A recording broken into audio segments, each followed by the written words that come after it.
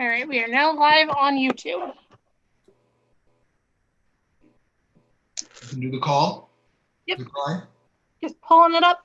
Hear ye, hear ye, hear ye. All persons having anything to do before the Honorable, the Justices of the Massachusetts Appeals Court, now sitting at diverse locations within and for the Commonwealth, draw near and give your attention, and you shall be heard. God save the Commonwealth of Massachusetts. Court is open.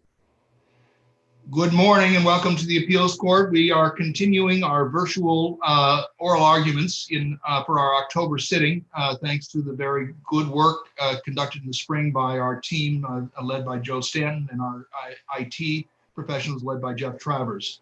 It has made it possible for us to continue operations without skipping a beat despite the pandemic, and we're greatly appreciative of that.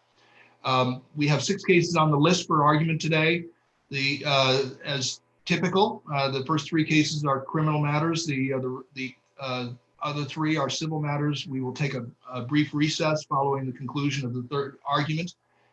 We will suspend the live stream briefly between each case in order to welcome the other advocates as the cases progress. The first case, I'm sorry, I should introduce our panel. With me on the panel for all 6 cases today are Justice Joseph Ditkoff and Justice Catherine Hand. And as I said, they will be on panel with me for all 6 cases. The first case on our list for hearing is case number 2019 P1385, the Commonwealth versus Hector E. Rijo. You may begin. Good morning, Your Honor. My name is Richard Hartquist. As you know, I represent the appellant Hector Rijo. Thank you very much for entertaining this argument today. And I will proceed on the assumption that Your Honors are all familiar with the facts in this matter. Going right into my first argument, Your Honor, I was struck in reading the transcript of this on how replete or how compromised each and every charge seemed to be during the course of this trial, having them be just prior to trial, switching the names of victims, and during the trial being reduced either by suggestion of the judge or ultimately by the jury. Counts 1 and 2 involve the allegation that the defendant had proceeded using a brick as a weapon. It was testified before the grand jury that the defendant approached the victim with a brick, brandished it, threatened him, stole his keys. When the testimony was offered by the victim at the time of trial, no such testimony came forth. My argument respectfully is that the Commonwealth knows its victim's story, proceeded with an assault and battery dangerous weapon theory and an armed robbery theory, when we know, and we knew right away at the first day of the trial on the first witness, that a brick wasn't brandished at that time, that a brick was only picked up subsequently. Mr. Hartquist, I believe Justice Ditkoff has a question for you. I'm sorry? Counsel, why does it matter? The Rogers case from the SJC says that it's an armed robbery even if you just use the weapon for your escape from the scene. I apologize, I did not hear that clearly. The Rogers case from the SJC says that it's an armed robbery if you just use the weapon to make your escape. So why does it matter whether the brick was used at the beginning or the end? Why can't he actually didn't use the brick to make his escape, Your Honor. What he did was he left the porch and the victim remained on the porch. The victim testified he was scared and didn't know what to do. The brick was brandished as a warning to not call police. So I'd respectfully say that those cases are distinguishable. Mr. Hartquist, the question I guess I have, I read your argument and I'm trying to understand the remedy that you're seeking, or the defendant did not, if there's a question of the sufficiency of the evidence to support the charges of which the defendant was convicted, then you can certainly raise that as a claim on appeal. If there was no basis for the charge, you could bring a McCarthy motion. But I guess I'm just puzzled by what it is that you're asking us to find in this appeal. Your Honor, I addressed this case or this argument in terms of prosecutorial overreaching. And there are a plethora of cases in the federal system that illustrate that this is a problem. The defendant's remedy in this case is to have the ability to be charged properly in advance with the facts known to the Commonwealth so that he can attempt to enter a plea. I respectfully argue that if all the charges were reduced prior to trial, the defendant would have had an opportunity to plead this out to the 2 years House of Correction committed sentence rather than a 2.5 to 4 year state sentence. His counsel also has to approach this trial very differently with the added charges. Counsel can't prepare. if the facts were not present to support the charge, then you can bring a motion to challenge the adequacy of the charge, and then you can proceed. I mean, I think it's a little hard. It's always a little hard to guess after the fact at what might have been available by way of a plea. But even if we were to accept that premise, it seems to me you could have gotten to the same place by seeking to adjust the charges based on the evidence that was available at the time of the charge. That evidence wasn't available to the defense, Your Honor. The evidence available to the defense was the grand jury minutes, which stated that the victim was approached by the defendant with a brick in hand. That wasn't testimony from the victim. That was testimony from the police officer who made the arrest. When we get to trial, the very first witness gets on the stand and testifies, no, he didn't approach me with a brick. He didn't assault me with a brick. He left, he took the keys after grabbing me and he walked away. Now, defense counsel doesn't know those facts are going to come from the victim's mouth, but the Commonwealth does know that those facts are going to come from the victim's mouth. In those same complaints. How do you know the Commonwealth knew that the victim was going to change their story on the stand? I think we can only assume that the Commonwealth knew the victim's story. I think we don't know the victim changed his story. We just know that Officer Saindon made a different type of argument or a different type of rendition of the story, which was obviously hearsay, which is admissible at the grand jury. But you're asking us to assume, without a record, that the officer fabricated the element of the facts that he presented at the grand jury, rather than having obtained that from the victim, which is the more logical or the more regular assumption. Now, it's possible that the officer came up with that on his own. I'm not saying that I'm sorry, Your Honor.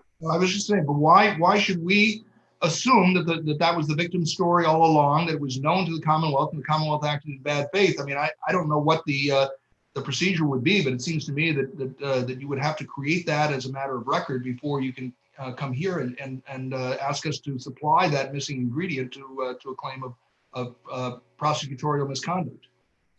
Your Honor, first, I'd like to argue that I'm not necessarily stating the officer fabricated anything. The officer made a mistake, in my opinion, and it can be interpreted any way we want. But the fact remains, the Commonwealth has access to this victim. The Commonwealth knows this victim's story, and the victim's story came out on the stand. We can't. It's routine for the testimony at trial to come out in a manner that varies in some respects, some details from what the Commonwealth anticipated. I guess, you know, again, you're asking us to assume that the victim had given a different rendition to the Commonwealth. The Commonwealth acted in bad faith by proceeding on a different basis.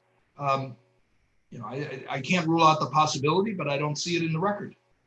If you can't rule out the possibility on counts 1 and 2, Your Honor, then perhaps we could examine counts 3, 4, 5, 6. In 3 and 4, he's charged with serious bodily injury. Yet we knew from the jump that it was not serious bodily injury as defined. And the injuries were a concussion to one officer and a single staple in the forehead of the other officer. And these aren't life-threatening. These aren't permanent loss of any bodily function or loss of limb. We know in advance of trial that there's no SBI. And again, at the time of the charging, however, can you say conclusively that the Commonwealth knew what the sequelae of any of the injuries was going to be necessarily? Well, if I may, Your Honor, go beyond the time of the charging.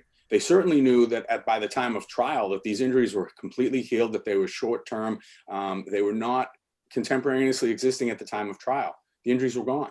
Was there discovery about what the status of the injuries was as the litigation went on toward trial? I don't know the answer to that. I apologize. No need to, but under those circumstances, assuming that was a knowable fact and would be a significant issue, is there a reason why your client wouldn't have sought to obtain that information and then, as the chief has suggested, brought a McCarthy motion if it looked like that wasn't going to go forward, if his intent was to obtain better grounding for a plea? I would imagine that should be done, Your Honor. But again, if counsel doesn't have updated versions, I guess I'm at a disadvantage to answer your question, Your Honor, which I think is an insightful one. What we have is the judge says to the DA at the beginning of day 2, look, you don't have armed robbery against the victim. and the DA reduces it.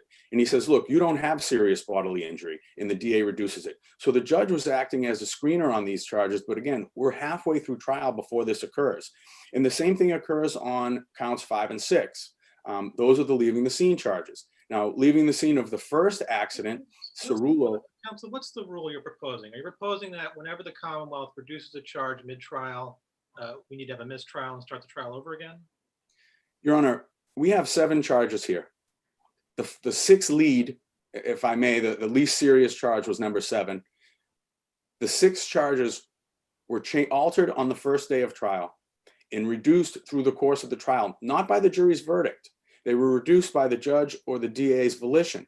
And what's happening here is defendants are at a tremendous disadvantage when they go to trial overcharged. The jury's confused, they split the verdict, we end up with compromise verdicts. Once again, though, if the evidence presented to the grand jury is inadequate to support the charge, the grand jury won't return the charge.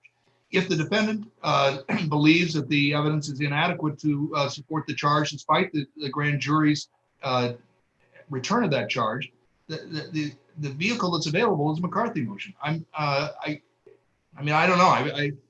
This is a new one on me, and I've been doing this for a while.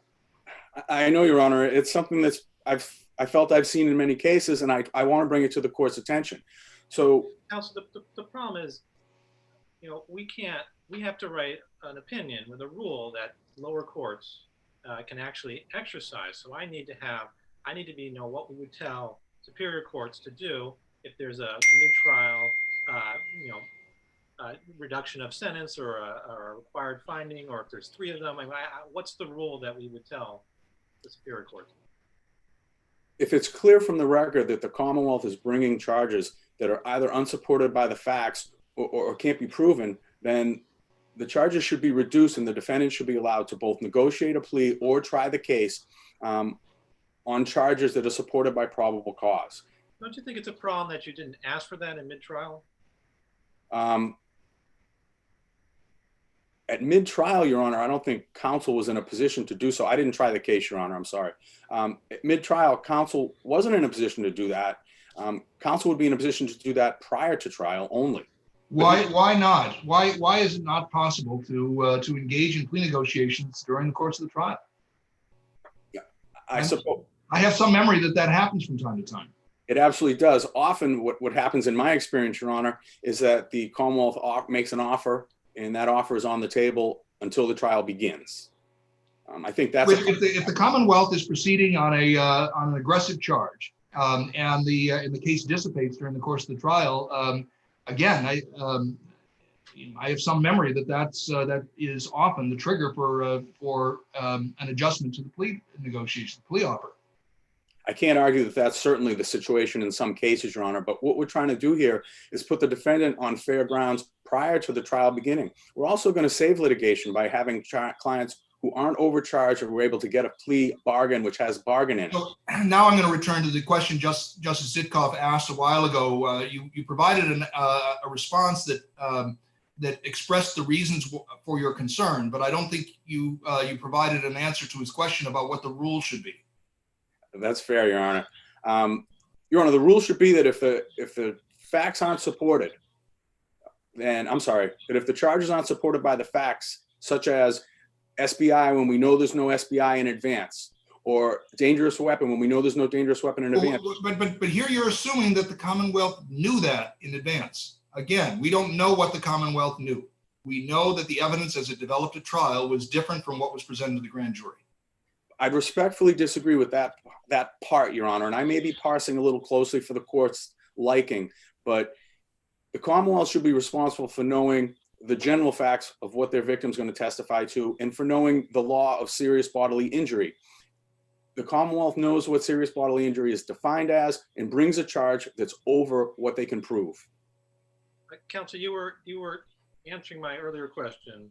If the charges aren't supported by the facts, and then you got cut off. So could you finish that?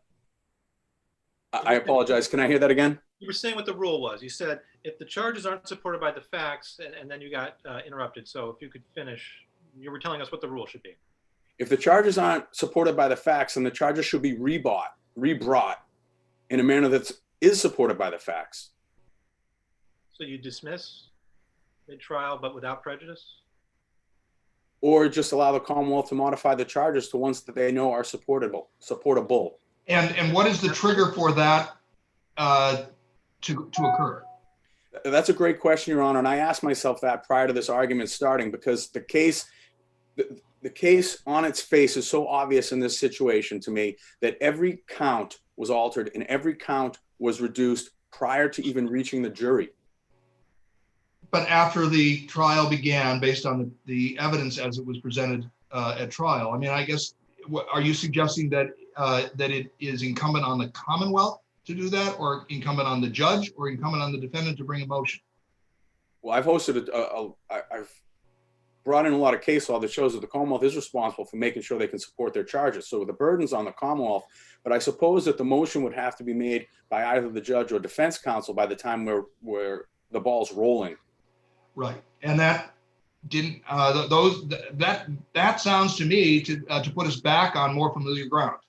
That sounds like a process that not only is feasible, but in fact is a process that I think we ordinarily would follow.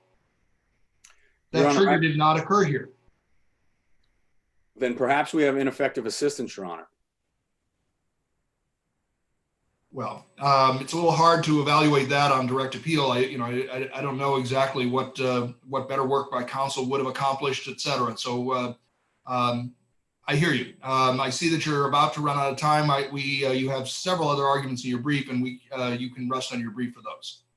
Your Honor, in my last 15 seconds, I'd like to highlight argument number 3, that the judge specifically defined the car as a dangerous weapon for the jury, did not explain that a car is not dangerous per se, and did not allow the jury to make the decision of whether or not it was a dangerous weapon. Thank you very much, Your Honors. Thank you. For the Commonwealth? Morning, Your Honors. May it please the court, Marina Moriarty on behalf of the Commonwealth, and I apologize for the lighting in my office. I'll try to get it right next time.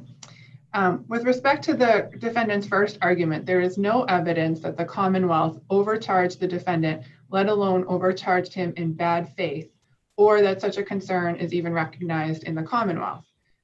The reduction of the charges was well within the prosecutor's discretion in this case and inured to the defendant's benefit.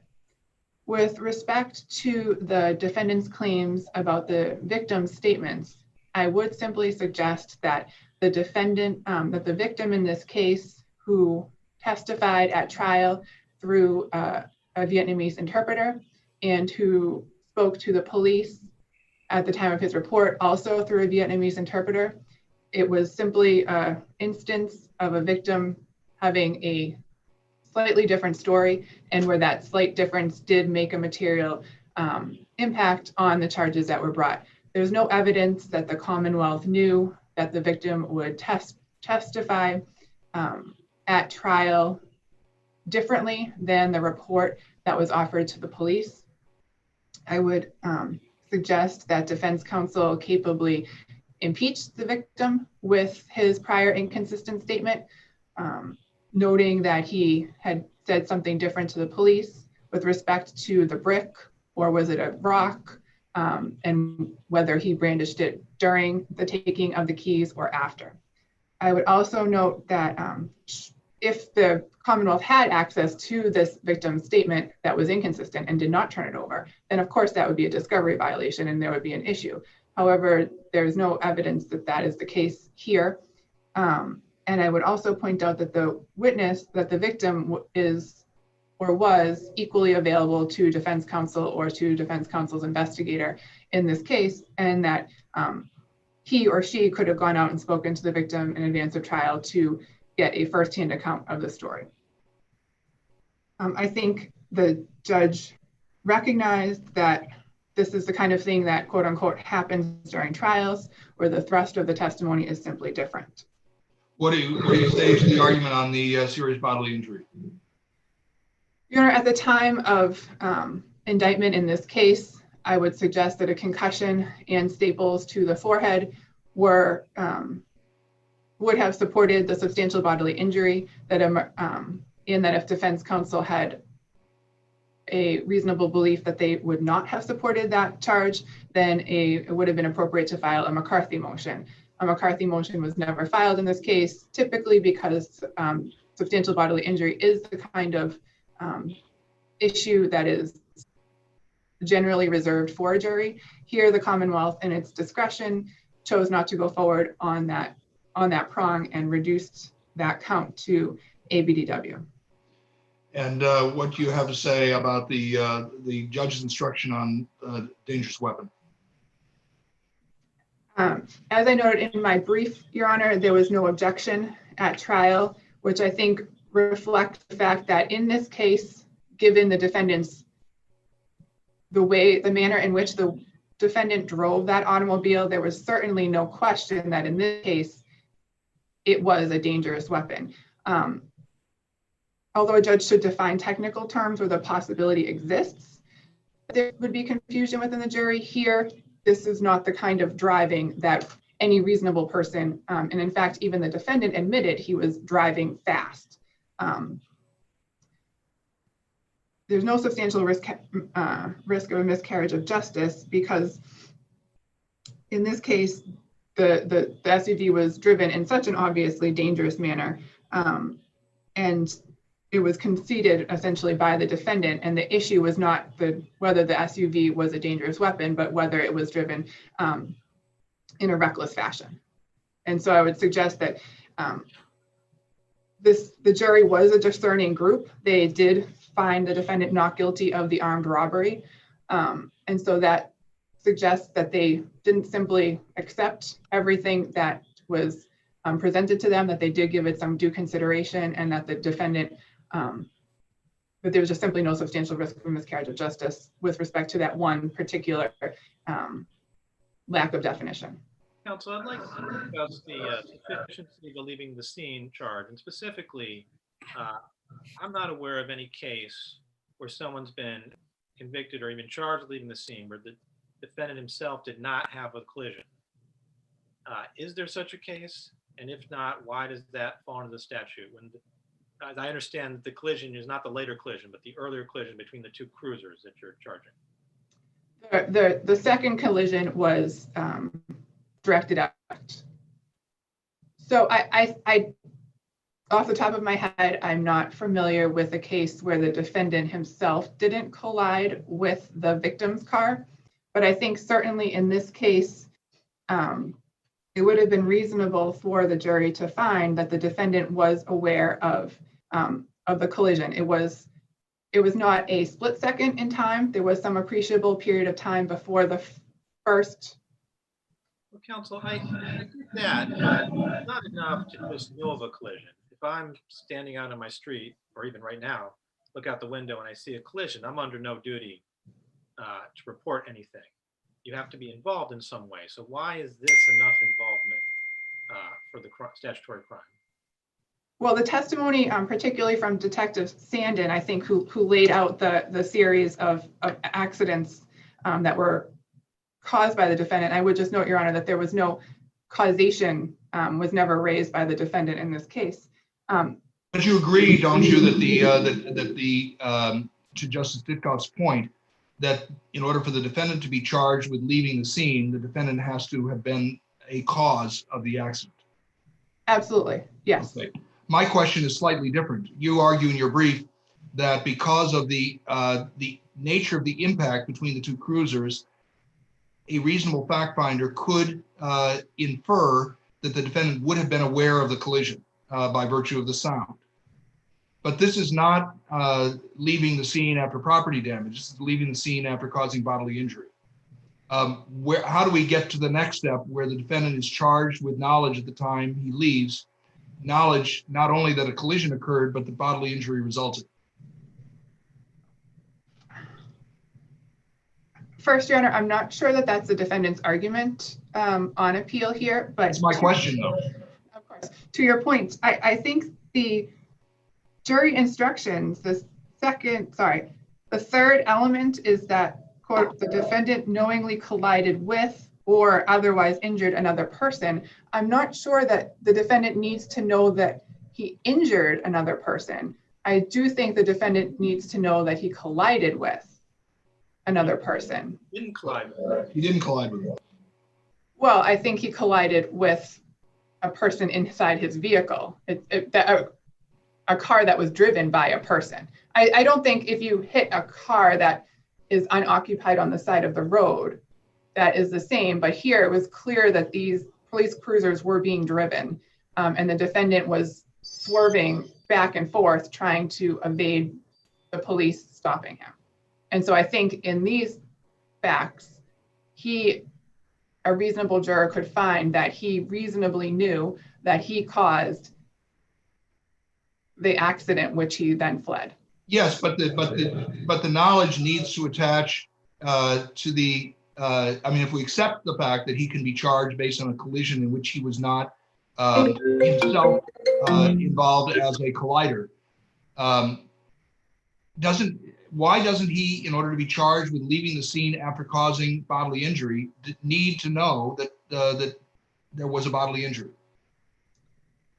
I'm not sure that that's what the case law is, Your Honor. I think the case law is that you caused the accident, and that that accident results in bodily injury. I don't think that and that you fail to stop. I don't think that because you leave before the person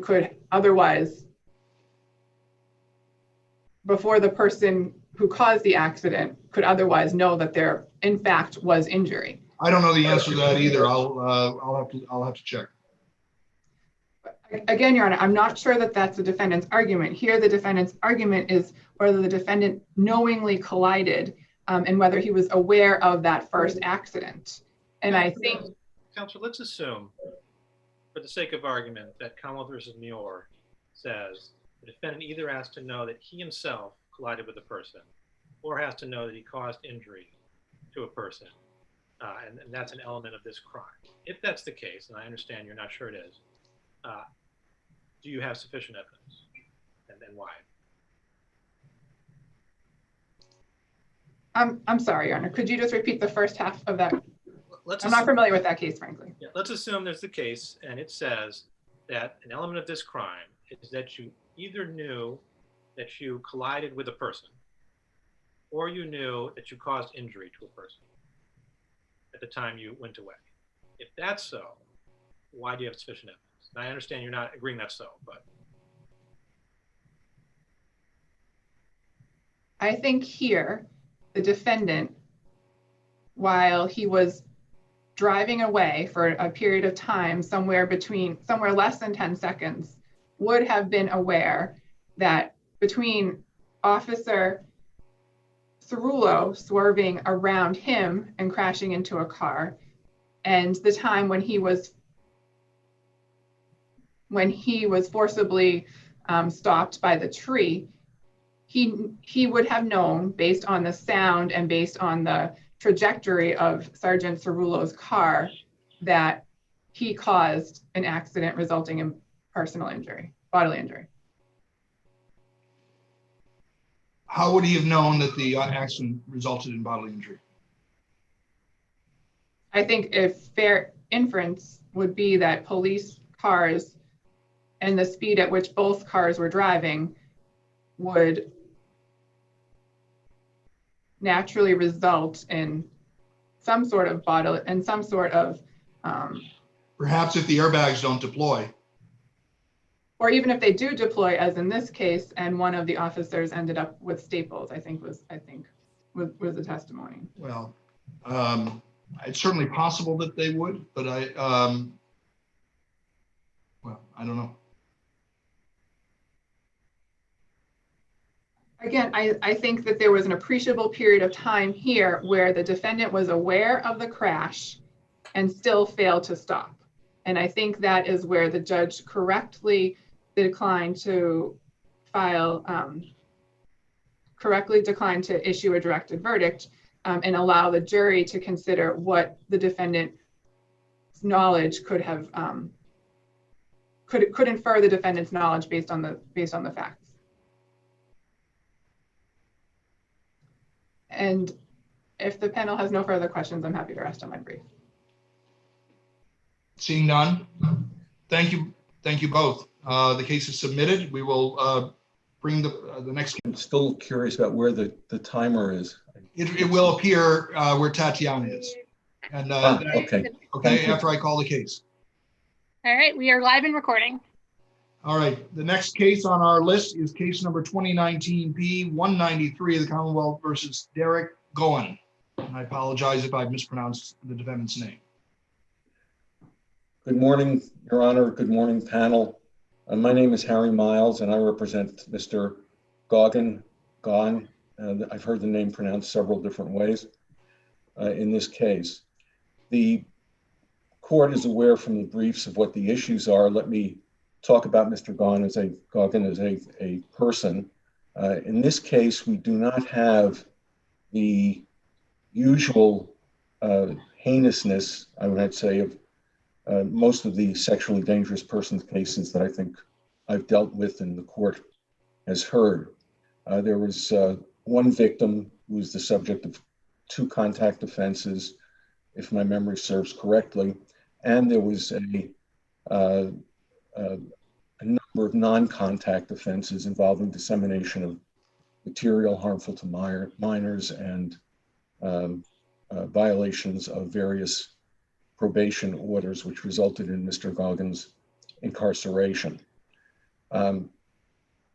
The essential problem with this statute, as I presented in my brief, is that it really is so vague and ambiguous on one hand, and so, shall we say, unnecessarily unclear that it makes it very difficult to determine whether a person is truly, an offender is truly sexually dangerous or not. And the Supreme Judicial Court has attempted to speak to that issue on a number of occasions, but I would submit that in fact it failed, and the failure is documented by the Commonwealth's brief.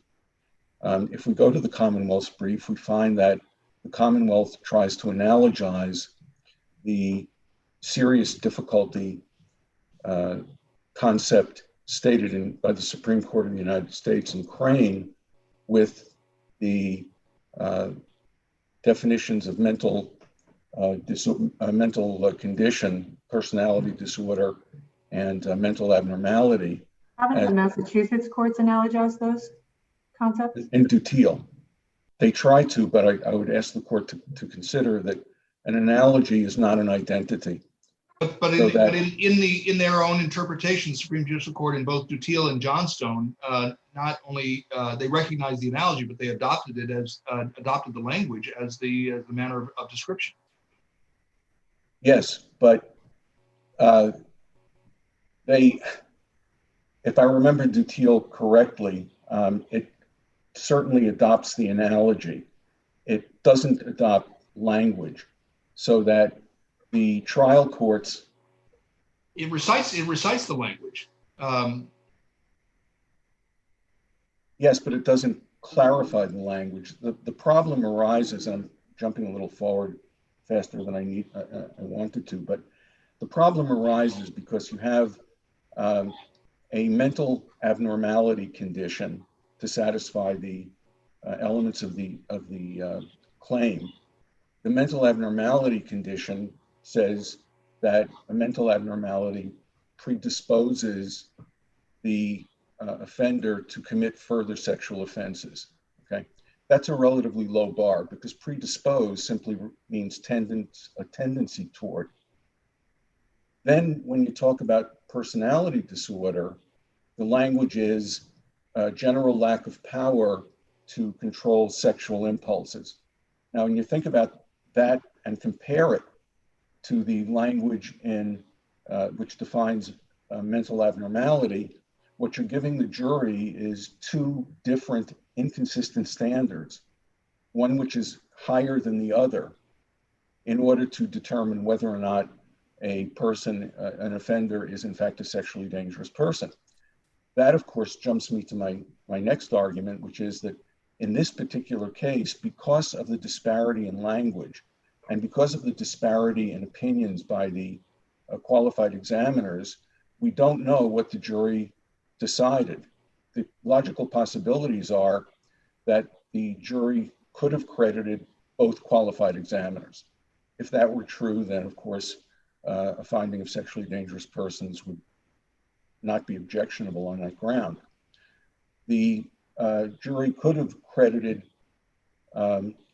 one examiner and not the other. If that were true, then the argument disappears. There was no request. Go ahead. No, please go ahead. There was no request for instruction on specific unanimity, was there? Absolutely, there was not. Okay. This is a substantial miscarriage of justice claim.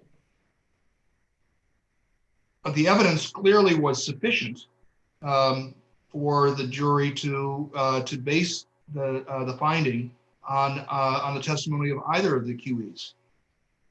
Well, and there, of course, we get into the third argument, which is, were there two QEs? Was there one QE? The qualifications of a QE are elucidated in Lesage, and by the testimony and reports of both of these QEs, you have, as I conceded in my brief, eminently qualified psychologists, but people who did not comply with the statute unless the court wants to say that the language of the statute encompasses people who've had experience in psychology, but not necessarily the experience required by the explicit words of the statute. Would you agree that the Lesage is distinguishable because what the experience was of the clinician in Lesage is very different than what the experience that was testified to in this trial was as to either one of the two QEs. Would you agree with me on that? Absolutely. And that here we have QEs who have experience in diagnosis and or treatment of sexually dangerous persons. Would you agree with me on that? No, I would not. Okay, and tell me the reason why. The statute requires diagnosis or treatment. The efforts of a qualified examiner are to assess the sexual dangerousness of an individual at this time. In order to lay a foundation for that opinion, they must have 2 years of experience, not just as psychologists treating sex offenders and persons with paraphilias, but treating sexually aggressive offenders. And those words are taken together, as I pointed out in my brief. And when you take them together, you don't get to any psychologist, no matter how experienced. They could have served on the CAB board for years. They might have done lots and lots of evaluations of sex offenders, but they haven't fit the statute. So I would respectfully disagree with the statement that the statute encompasses that kind of experience. Counselor, in Lesage, there was a motion in limine to explore the qualifications of the expert, and then a motion to strike after there was testimony. I didn't see either of those in this case, was there? Absolutely not. So how can you raise this, and how do you even know they weren't qualified when it wasn't raised at trial? Well, we have their testimony. We have their CVs that were in evidence. So we take that body of information and we compare it to the statute, and then it's your function, obviously and respectfully, to tell me whether or not the law encompasses the information that you derive from the transcript and from the reports. In the absence of a challenge, I think Justice Ditkoff's question is, in the absence of a challenge, how do we know that there wasn't more that could have been brought to bear? Well, we don't. I'm sorry, let me retract that. There's no explicit information of that nature. What we have to do is look at the CVs in evidence and at the testimony in evidence and at the reports in evidence. And from those, one may infer that there's no additional information to be brought forward. I mean, they are voluminous, as you undoubtedly have seen. There's I think Dr. Bell's report is 26 or 28 pages, much of which, first part of which is qualifications, and his CV is all there. So to say that there's more to be brought forward would require me to say, well, what could it be that could be brought forward to explain this that may have been omitted? And I can't think of anything. Maybe my problem, but I can't think of anything at this That's point. that's why we ordinarily expect that those kinds of challenges be brought forward at the time of trial, rather than leaving us to speculate as to what may or may not have come forward if the challenge had been brought. I fully understand that, Your Honor, and I understand why the bar is so high when we talk about substantial miscarriage of justice claims. But I would also, if I might point out that at this stage, if the court finds that the qualified examiners were not qualified according to the language of the statute, then of course we have a problem because their evidence should not have been considered and there should have been a directed verdict. The trial court chose not to do that. Well, no, it wouldn't be a directed verdict because you've got at least one of the two was qualified, even by your standard. I don't believe either. I think Dr. Bell was explicitly said that he had not treated sex offenders. And I believe that Katrin Rouse-Weir made the same statement, although I'm subject to correction on that. Well, and you're also familiar, the Commonwealth in her brief has given us a fairly extensive inventory of cases in which these two examiners in particular have testified in past cases. It's kind of an extraordinary unpreserved claim seeking to have us find a substantial risk of a miscarriage of justice on the basis of testimony that has been adopted and relied upon in multiple prior reported cases. I don't mean to sound snippy when I say this. I say it in all seriousness, but to me that's analogous to the upheaval that occurred when we went from Fry to Daubert, and all of a sudden. Well, again, with all due respect, with Daubert, there is a procedure that you follow before trial. Again, I'm not challenging the possibility that you could make this kind of a claim and pursue it, but to bring it forward on this record and on that history is kind of a heavy lift. Yes, it is. I understand that, and I'm trying very hard to lift it. And if I fail, I fail. Thank you. Anything else that you'd like to put before us? Not unless the court has questions. May I ask just one question? I wasn't clear from your brief whether you're pressing an argument about the judge's reference in her instructions to menace. Is there an argument that you're making with respect to the use of that term? No. Okay, thank you. You're welcome. Thank you. We'll hear from the Commonwealth. Good morning. May it please the court. Mary Lee, Assistant District Attorney from the Bristol District for the Commonwealth. I'll go in reverse order where we're already talking about the issue of the qualified examiners. My recollection is the same as my brother's, that there wasn't a challenge to these very experienced qualified examiners. I disagree with my brother as to that we're at a loss of what could have been offered. My brother is suggesting that the term sexually dangerous person is distinguishable from the definition of QE that includes sexually aggressive individuals. And so what these two qualified examiners could have testified to is their experience with specifically aggressive people. And both of them referenced aggressiveness in their testimony. I'm sure you recall Dr. Weir specifically talked about how when someone is aggressive when they're young, as they get older, that aggressiveness diminishes and makes them less likely to be sexually dangerous. So there's plenty that could have been offered to specifically address the claim that the respondent is making here.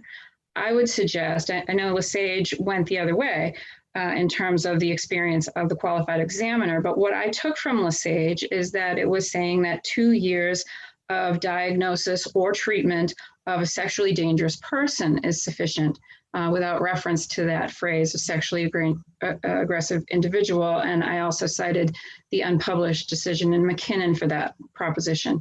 And if that's correct, then these two doctors have over 20 years experience, each of them, diagnosing sexually dangerous persons.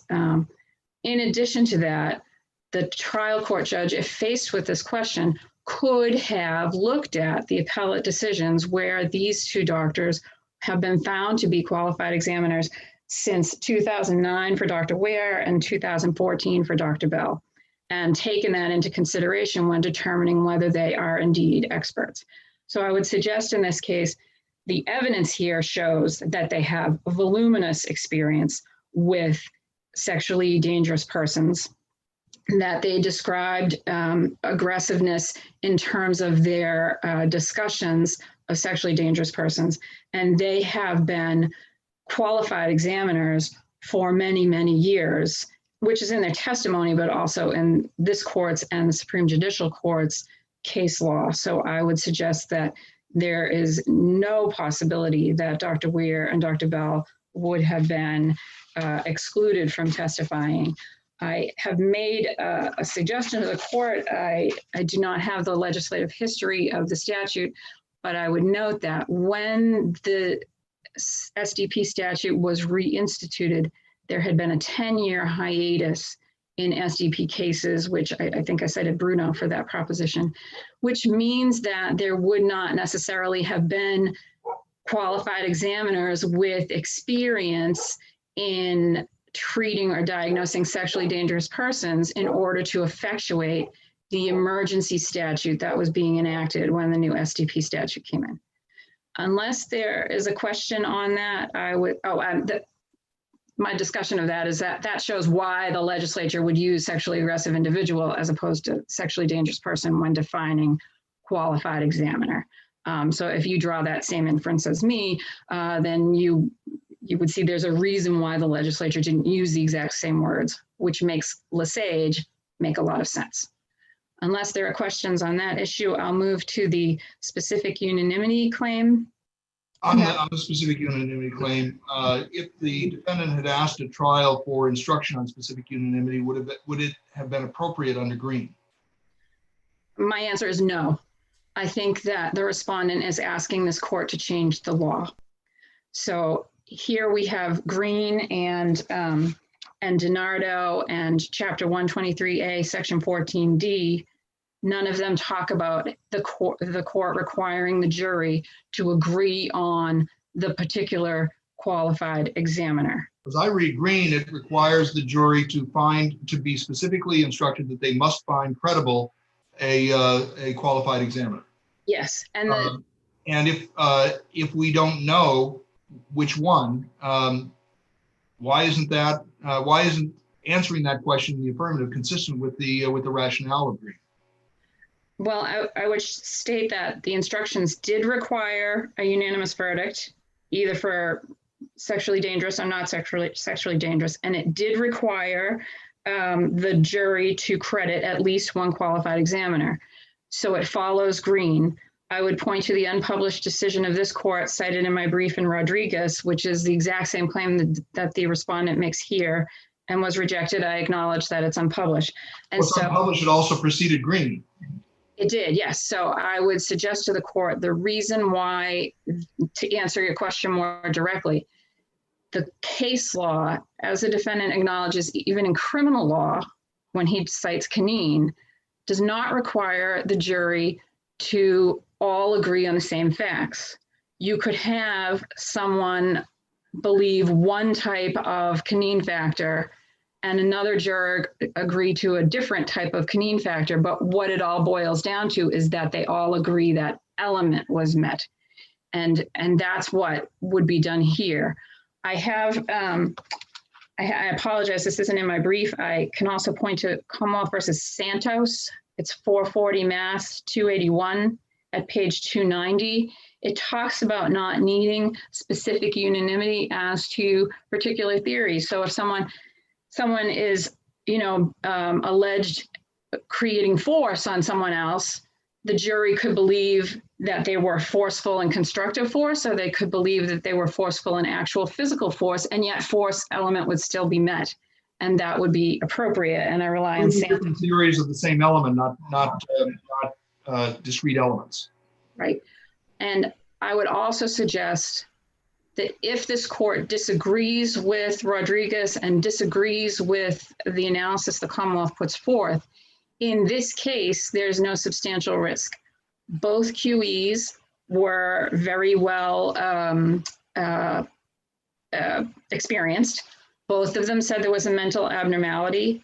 The mental abnormalities that they described are very similar. One's paraphilia and one is pedophilia, I believe. So they're very close in place. I don't think that these instructions here that require a unanimous verdict and require them to rely on at least one QE would raise the possibility that they only relied on one QE, both of them. Yes, there's a question. Let me ask you this. Green says that the finding of STP has to be based, at least in part, on credible qualified examiner opinion testimony. But the DiNardo instruction that was given here drops the in part and says you have to credit the opinion of at least one qualified examiner. In your view, is the DiNardo opinion too far? Should in part be in that instruction?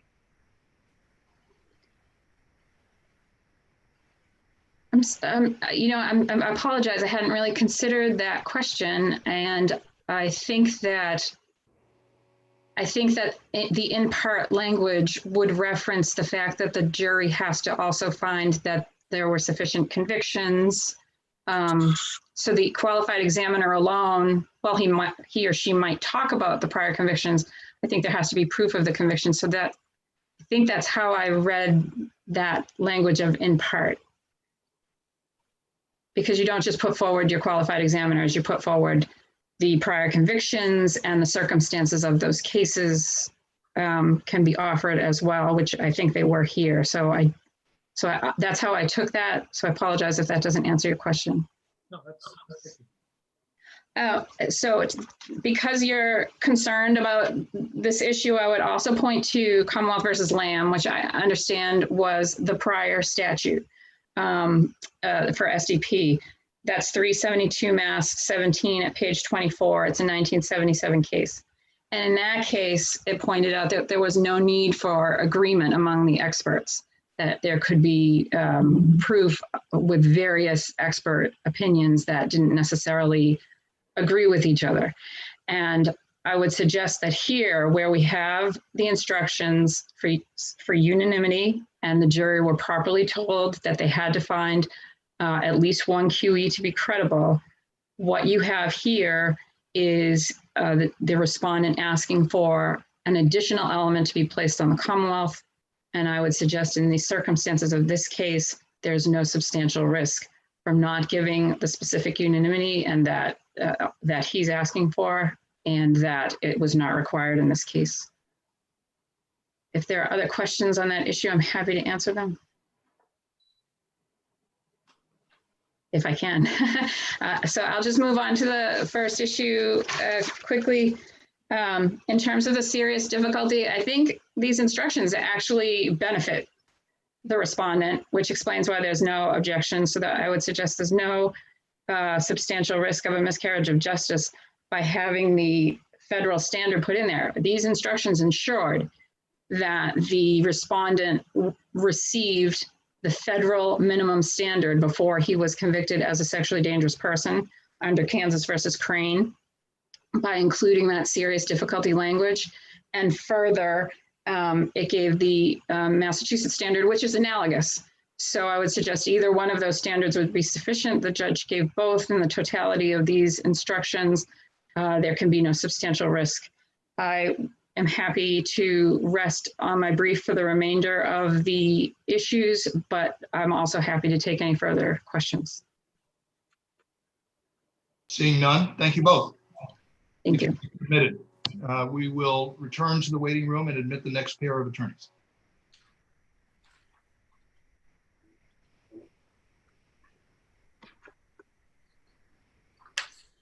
All right.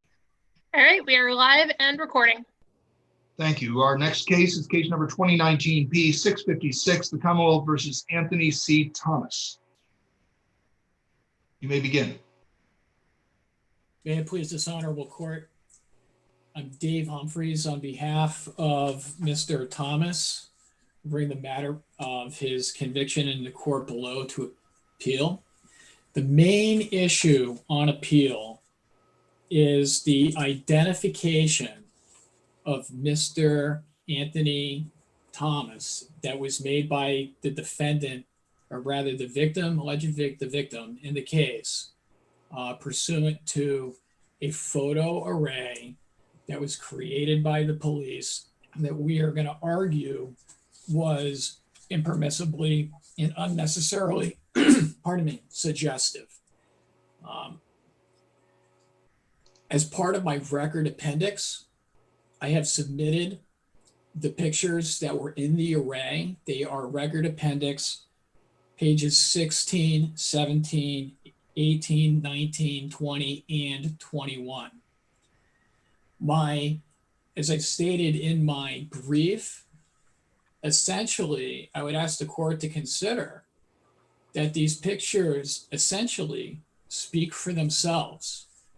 Is that when one looks at the photos themselves with regards to my client, there is a physical characteristic of him that singles him out, that causes him to stand out from the other pictures.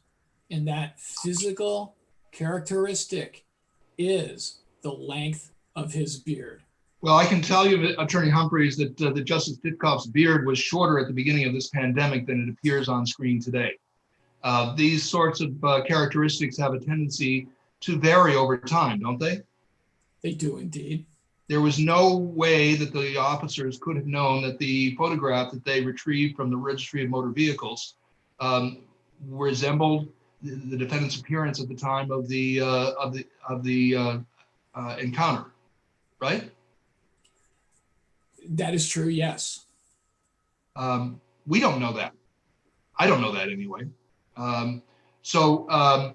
If we're certainly the photograph that they had showed a different length of his beard, but we don't know that length matched his appearance as the victim saw it. The police had an undifferentiated reference to facial hair in the information that the victim furnished to them, but it didn't say what type, didn't say what length. It could have been a goatee. It could have been a mustache, could have been sideburns. We don't know. And what we have is a variety of different photographs with a variety of different facial hair presentations. Right. So I would ask the court to consider is when we talk about the length of his beard in one picture versus at one time versus the possibility that he might have had a different type of facial hair at a different time. What I'm arguing on appeal, and I would ask the court to consider, is the crucial element here is with regards to the lineup, the photos in the lineup, is the length of the beard that he has relative to the other photographs that are in the lineup. And that my argument would be that his beard amongst those pictures stands out. For instance, were there other photographs available to the police with a comparably long beard? So I would have to speculate that the answer is yes. I myself have not viewed the database, but it looks like it was a substantial database. Don't we have testimony from the officers suggesting otherwise? That's true. One of the things so the question is, I guess if we're on appeal faced with a choice between speculation and testimony, right? Generally we look to the testimony. So the testimony was that they only had they used one database. There was at least another database that they could have gone to, but they did not. So it's true, yes, Your Honor, is that they looked at one database and the officers testified that they did the best they could. Our argument here is that it was not good enough. But in order to substantiate that argument, there was an evidentiary hearing on this question, right? Yes. Isn't that the point where you can say that they could have done better, but don't you need to show that? somehow? Right. So with regards to the testimony hearing is looking at the ruling in the hearing is that in the ruling that the judge found that there were, she found that there was no physical characteristic that leapt out with regards to him and the length of the beard, that issue having been raised. And while the specific issue of the availability of the other photographs was not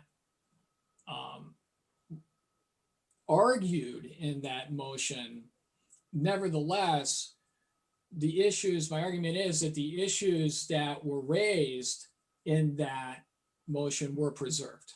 And they were specifically the length of his beard. I'm not challenging the fact that the question was preserved. I'm challenging whether the showing was adequate to establish the claim. Which showing, Your Honor, was that? That the police could have done better. I mean, surely they can't be faulted for failing to include photographs of long beards if none were available.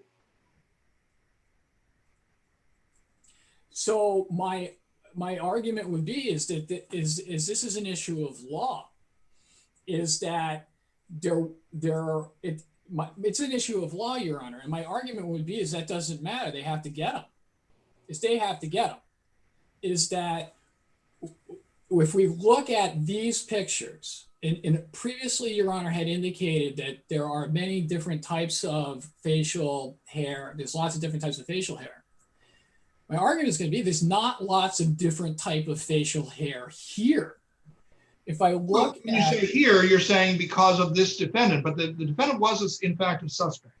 But if we look at the victim's statement to police, there is nothing inherent in the victim's description that points to this defendant as compared to any of the other photographs included in the array. Well, that's in the original identification.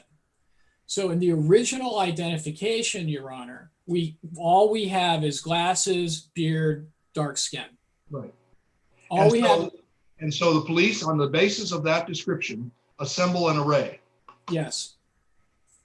Based on that description, they assemble an array, and we get what I would consider a second identification, which is we go from driving, glasses, beard, dark hair, to this person who we then identify as Anthony C. Thomas. And it's a much, much more detailed description involving a picture. And oh, yes, that's why you do it. yes. And what the basis of my motion then is what gets us there. What gets us there is this lineup where his beard is substantially longer. And the question is, and this is what I would ask the court to consider, is there a physical characteristic of him that singles him out? And again, Your Honor had talked about there's various different types of facial hair and types of beards. On three of these individuals, 17, 18, 19, and 20. So that's four of these individuals, their beard, I believe, could be described as 5 o'clock shadow. There's not much of a beard there. Then number 21, I could describe as it's a type of peach fuzz. So my argument there is going to be in light of the facial hair relative to the other people of the pictures that were presented, it's substantially longer.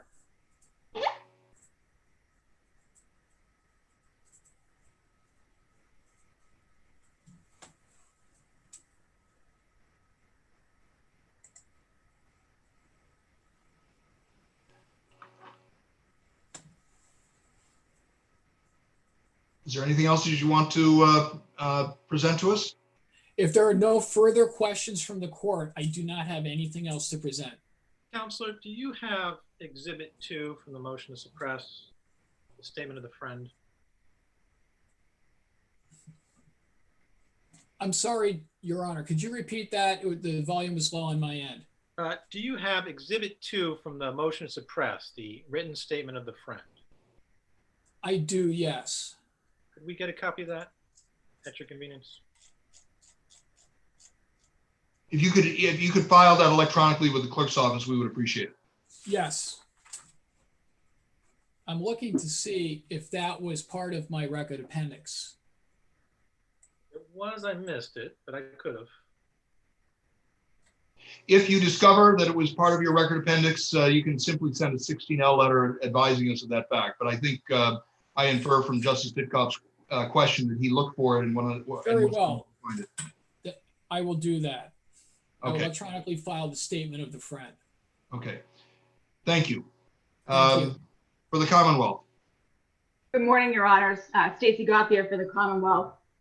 Here, the defendant failed to meet his burden by showing, by a preponderance of the evidence, that the ID procedures used by the officers were so impermissibly suggestive as to give rise to a substantial likelihood of misidentification. All the men in the photos were Black men with bald or close cropped hair, facial hair, and glasses. In other words, they all had reasonably similar characteristics and features. And reasonably similar characteristics and features was found to be acceptable or permissible in Commonwealth versus Burgos, which is cited in my brief, as well as Commonwealth versus Silva Santiago, which was also in my brief. And in Silva Santiago, the defendant in that case was arguing that the photo array was overly suggestive because he was the only person in the photo array who had a fade type haircut. The description of the shooter in that case was said to have short hair, and he was claiming that because he had a fade, that it was overly suggestive, and the court found that that was not the case. And where the victim didn't even describe the type of facial hair, it's not a reasonable inference that a beard was a significant factor in her identification of him. It wasn't, but the officer who assembled the array was aware, of course, that the defendant was the person who was the owner of the van. Yes, that's true, Your Honor. So there was not a double. That officer who held that knowledge participated in the presentation of the photo array to the victim. That's true. There was not a double-blind array. However, a double-blind array is not required under Commonwealth versus Silva Santiago.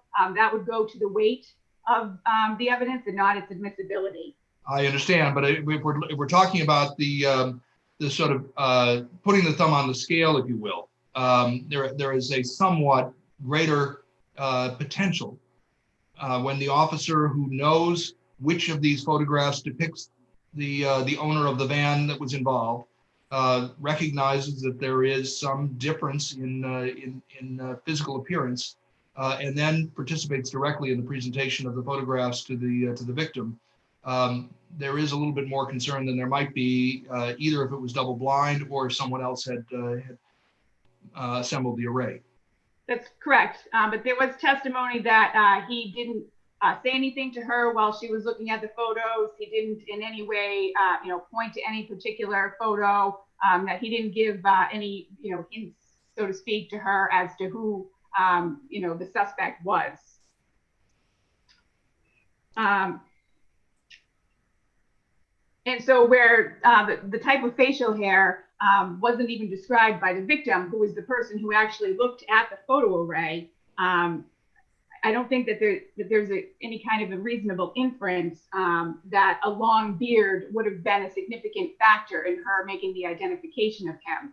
And this would be in contrast to the Commonwealth versus Thornley case, where there was a photo array and only one person was wearing glasses, and the two witnesses both testified that the glasses were a significant factor in their making the identification of him. Here, I don't believe, and I double checked the transcript preparing for the argument, but I don't believe anybody ever asked the victim why it was that she picked out the defendant from the array. And of course, it's the defendant's burden here to show by a preponderance of the evidence that it was impermissibly suggestive. But I don't believe anybody asked her why, and I don't think that we can infer that it was because of the long beard, where her description was merely facial hair, which, as the Chief Justice has already pointed out, could also mean sideburns, a mustache, or any number of things.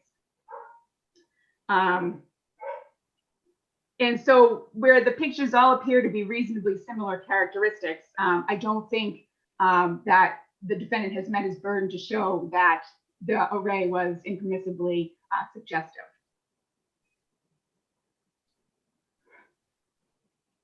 And if there's no further questions, then I would rest on my brief.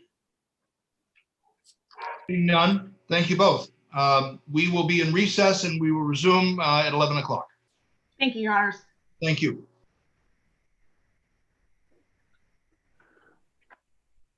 Okay, so I sent you guys and you accept E 1822, Jeanette A. McCarthy versus Arthur J. McCarthy, Jr. Good morning, Your Honor. Sandra Lundy for Jeanette McCarthy, the appellant. We respectfully ask you today to vacate the hybrid alimony award and the asymmetric property division in this divorce case as falling outside the range of reasonable alternatives available to the judge under her broad discretion.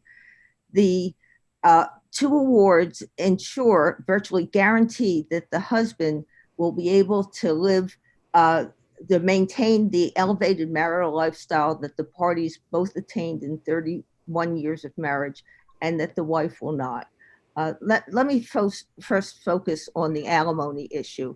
We know that alimony is a function of the ability to pay and the need of the recipient.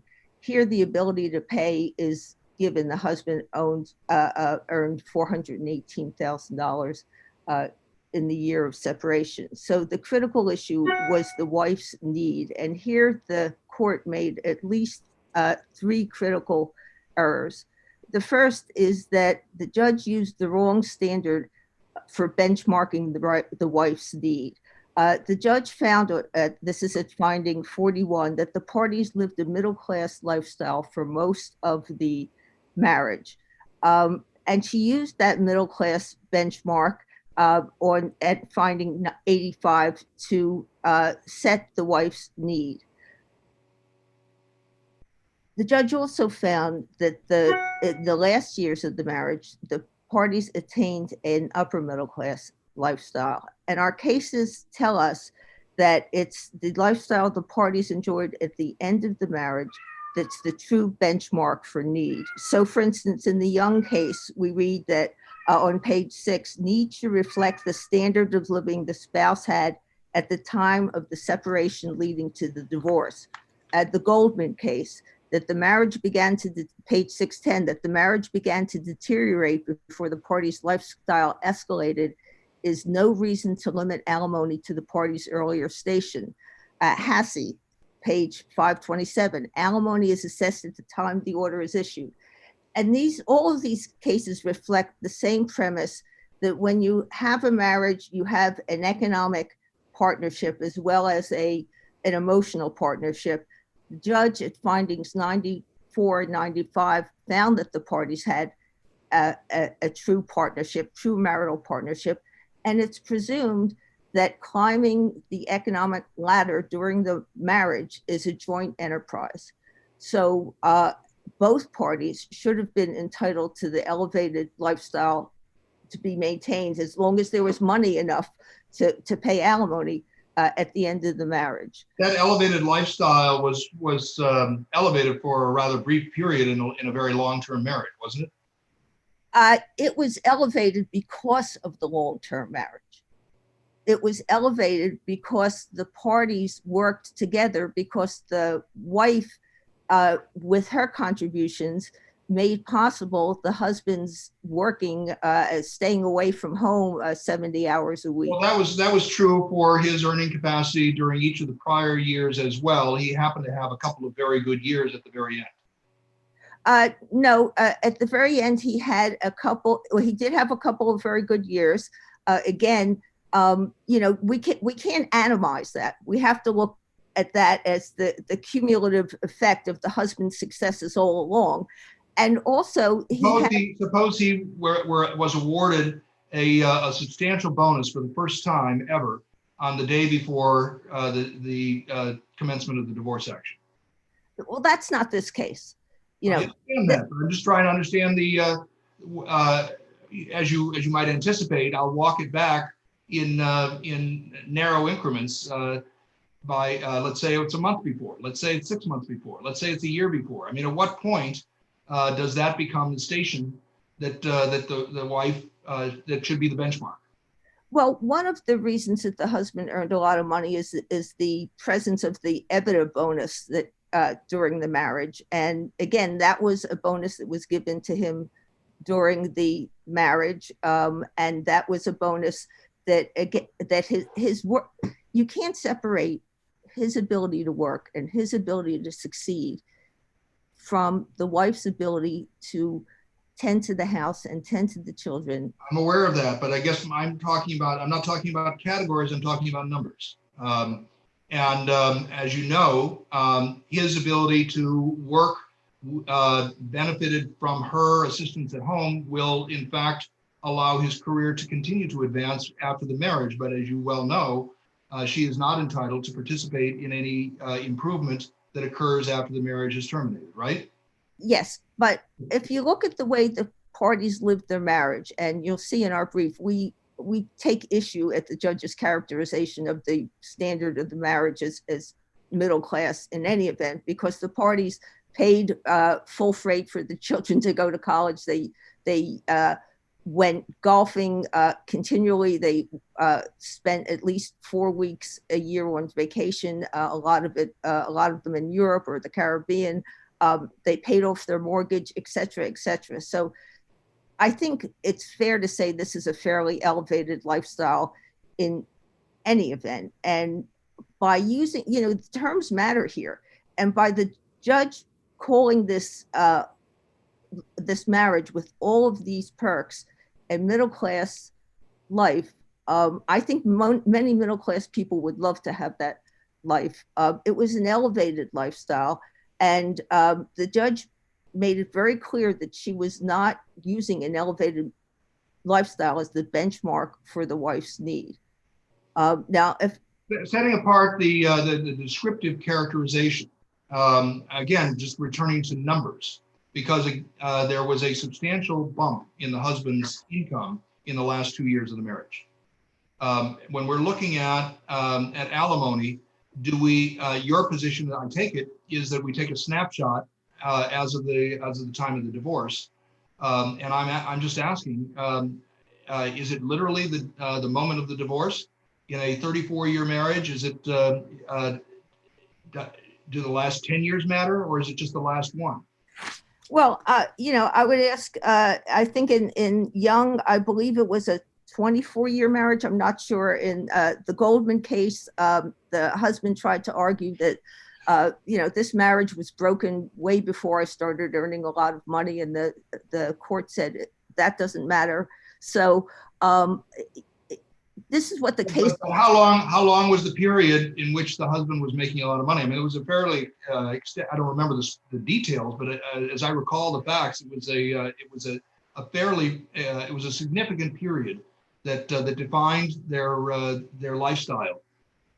Your Honor, I don't have the exact years, but if I could move on to some other points Sure. Here about the alimony, you know, the judge basically concluded that the wife at the age of 58 at the time of the judgment, and with all her medical problems, was capable of obtaining full-time employment with benefits in this gig economy. And there is absolutely no support in the evidence for that.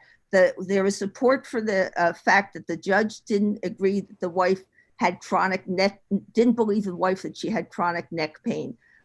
She thought the wife golfed too much, but those findings themselves don't necessarily lead to the conclusion that the wife is capable at the age of 58 of finding a full-time job with benefits. And if you look at exhibit, let me just stop you there for a moment. I don't, as I read the judge's rationale, I didn't see the judge imputing a particular element of potential income to the wife.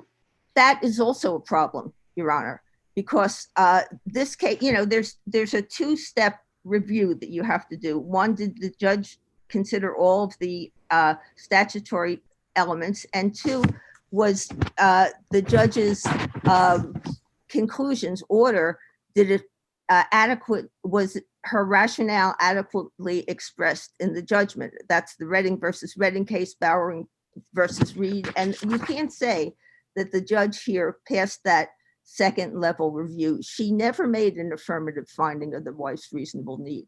She never made an affirmative finding of the salary range that she was attributing to the wife. She never made an affirmative finding of the wife's probability of obtaining work in the relevant job market. She never told us how much of the wife's financial statement she was discounting.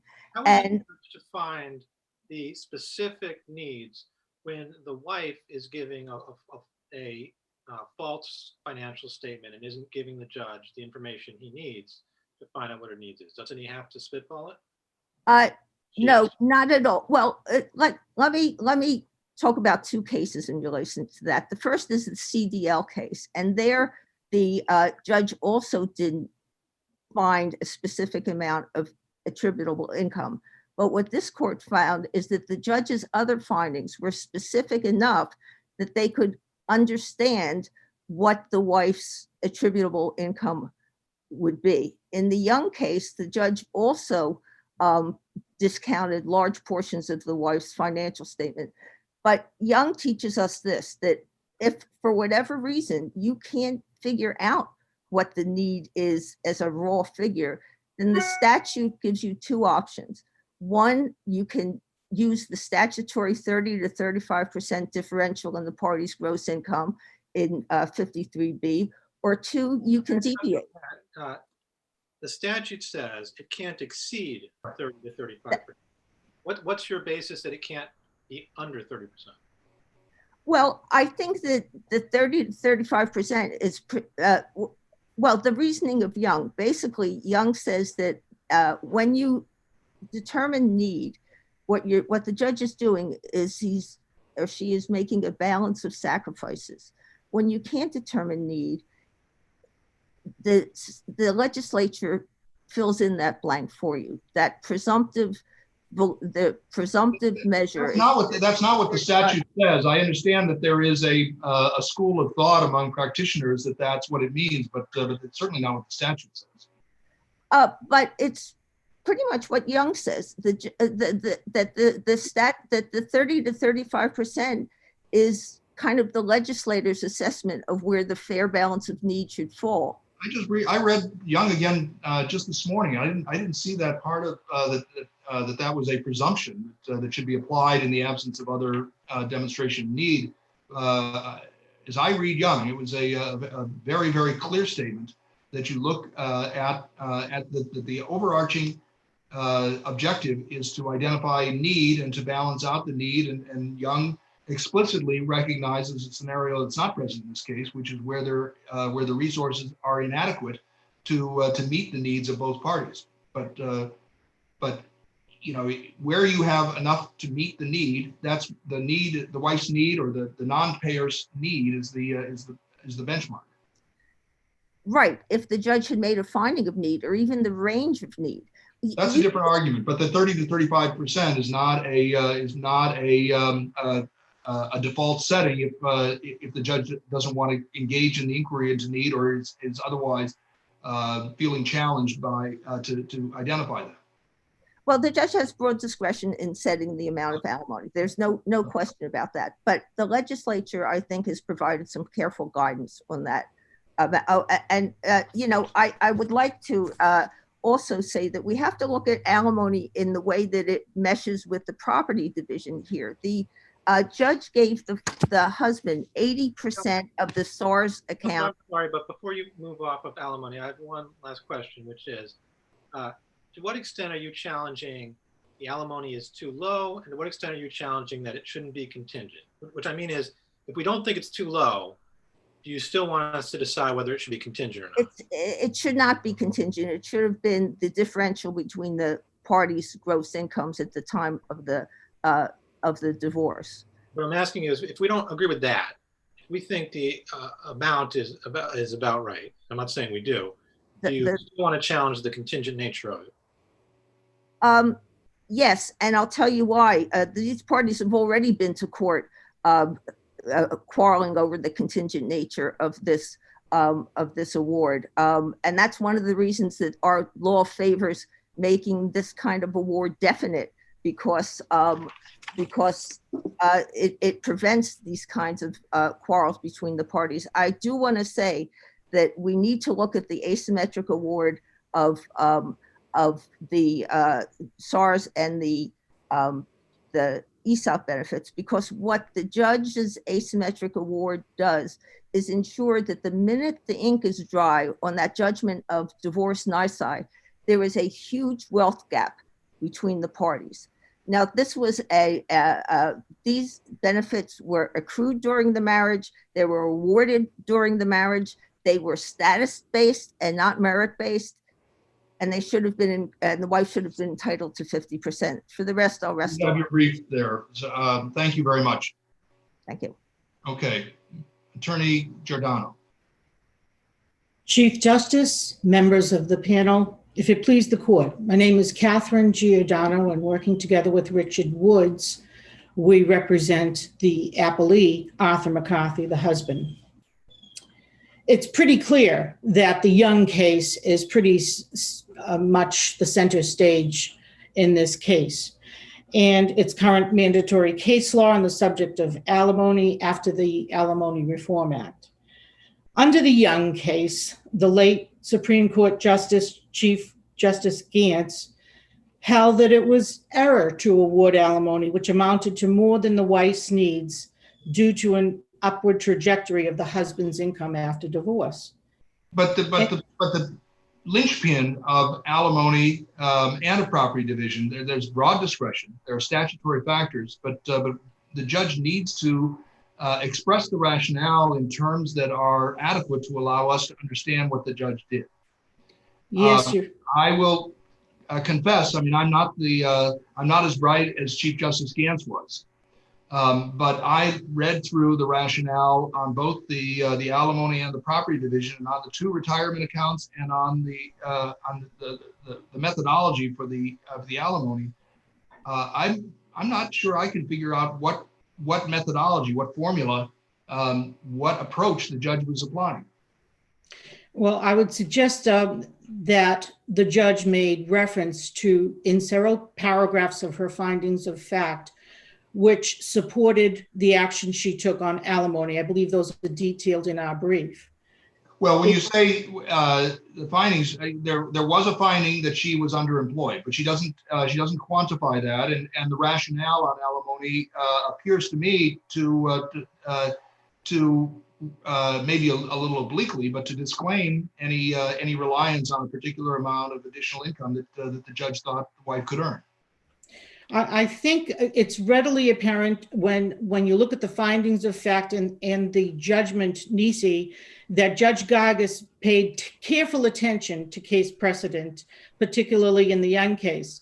And it was proper under Young for the trial judge to use need-based alimony formula, a need-based alimony formula. What did she say was the wife's need? I mean, I wasn't able to follow, when I was in high school and taking geometry, we always had to show our work. That's sort of it seems to me, the watchword for explaining the rationale for this kind of an award.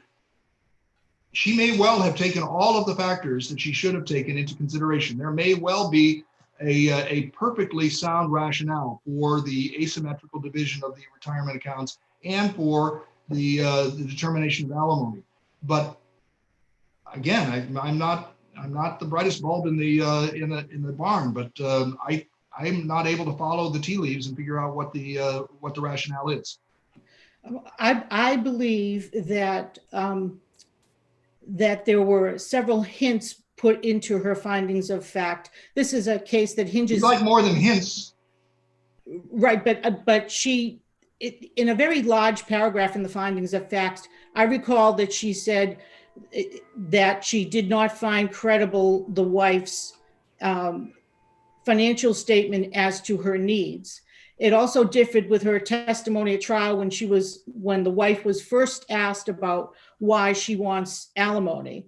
And what the judge did was the very difficult job of how do you proceed when the wife has not met her burden of proof under the Salton case cited in our brief, which is to disclose your needs, your financial needs in alimony to the opposing party and then to the court. And she failed. That was less in terms of the credibility or integrity of the statements than I think the judge was irritated by the attempt, as the judge saw it, to include single long-term quasi-capital expenses in ordinary income or ordinary operating expenses.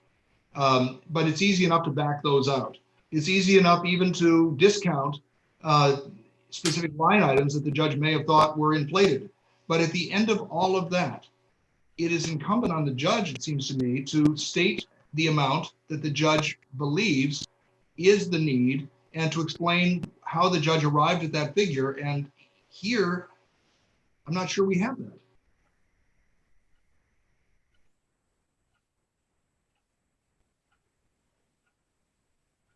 Attorney Giordano. I'm sorry, I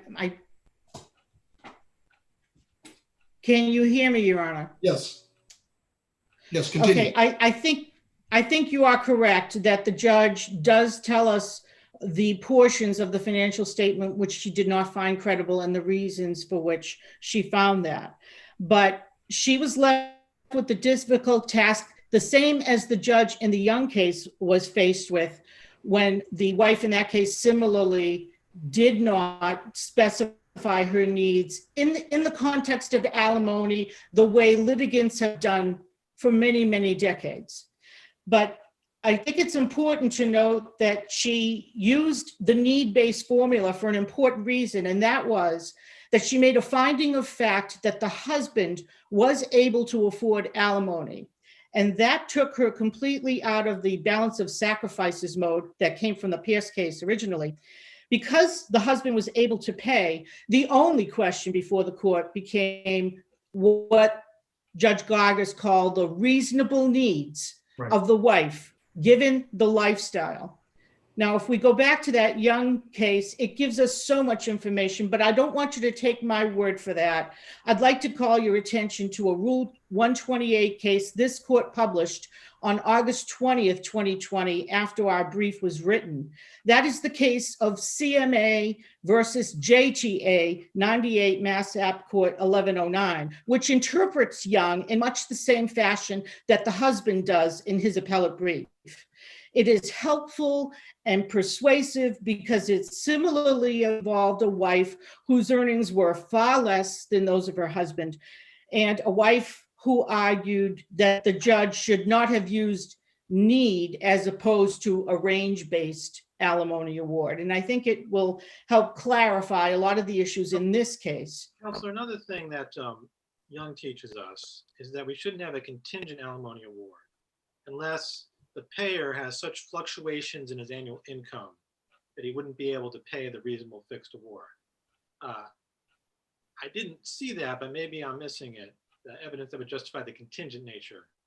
I think that the Young case did say that you shouldn't have a contingent award. However, it said that I think Judge Gantz was very, he sort of covered all the bases, and he says that he doesn't mean to say that there would never be a good reason for having a contingent award, such as when you have variety and fluctuation in income.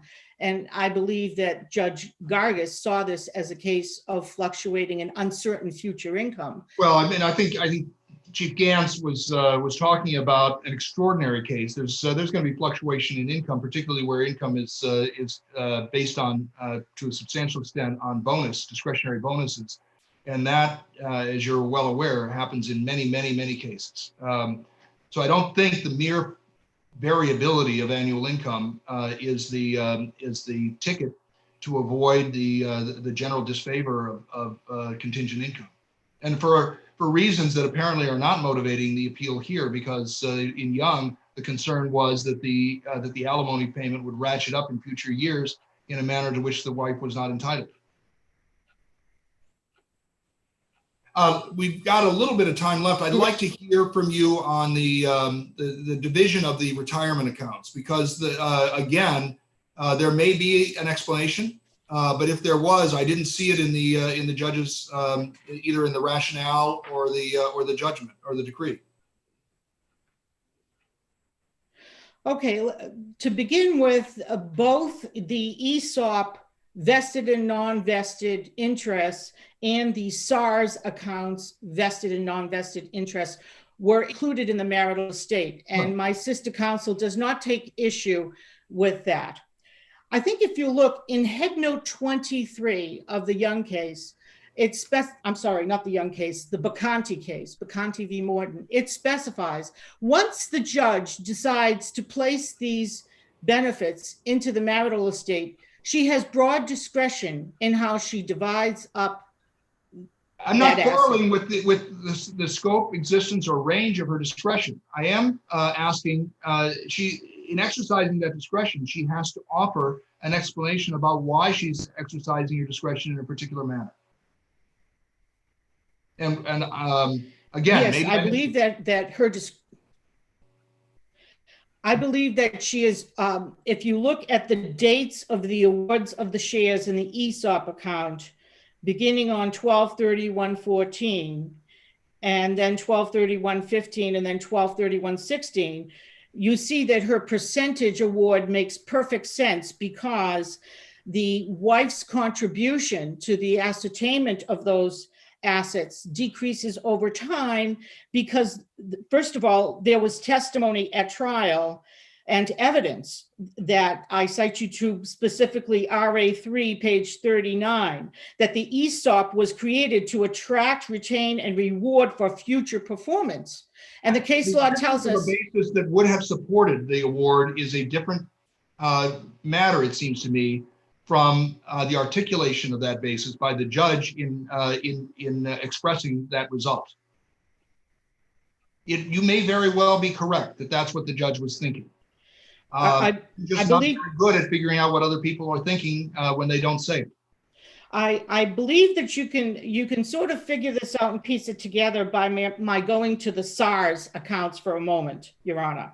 First of all, you know from the case law that when future performance is involved, as it is with both the ESOP and the SARS accounts, that's something the case law sort of makes a dividing line.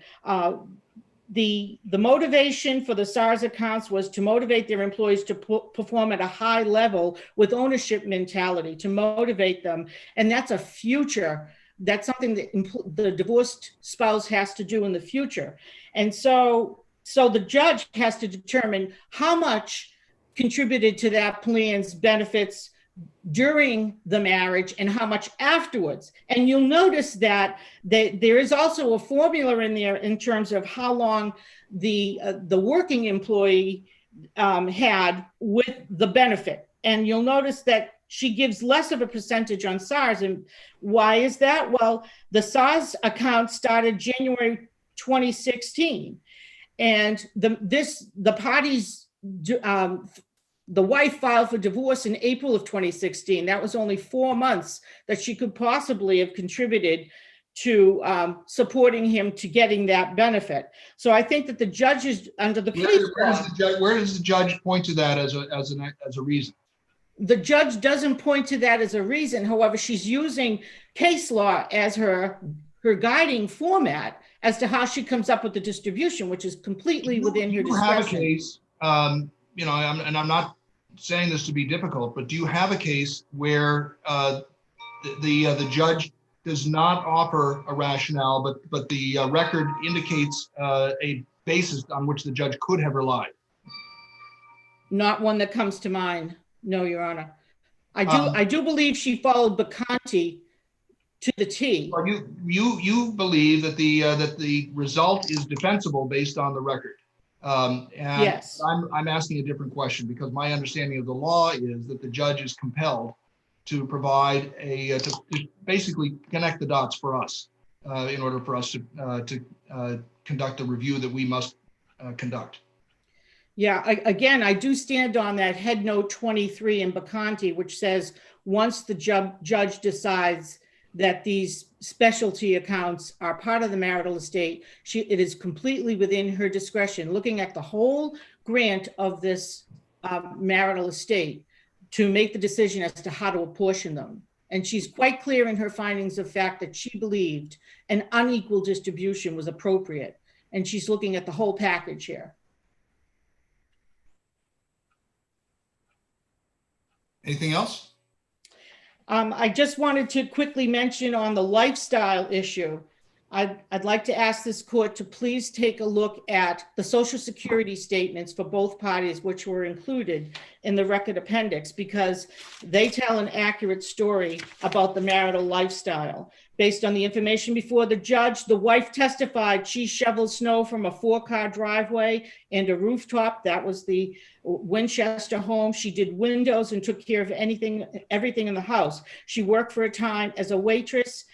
And the Young case speaks of the fact that we look at lifestyle during the marriage historically. And it isn't just the last 2 years, but the judge did that. She made a decision as to how you look at lifestyle historically. Thank you. Thank you, Your Honor. That concludes this case. Thank you both. We will return to the waiting room and continue with the next case on our hearing list.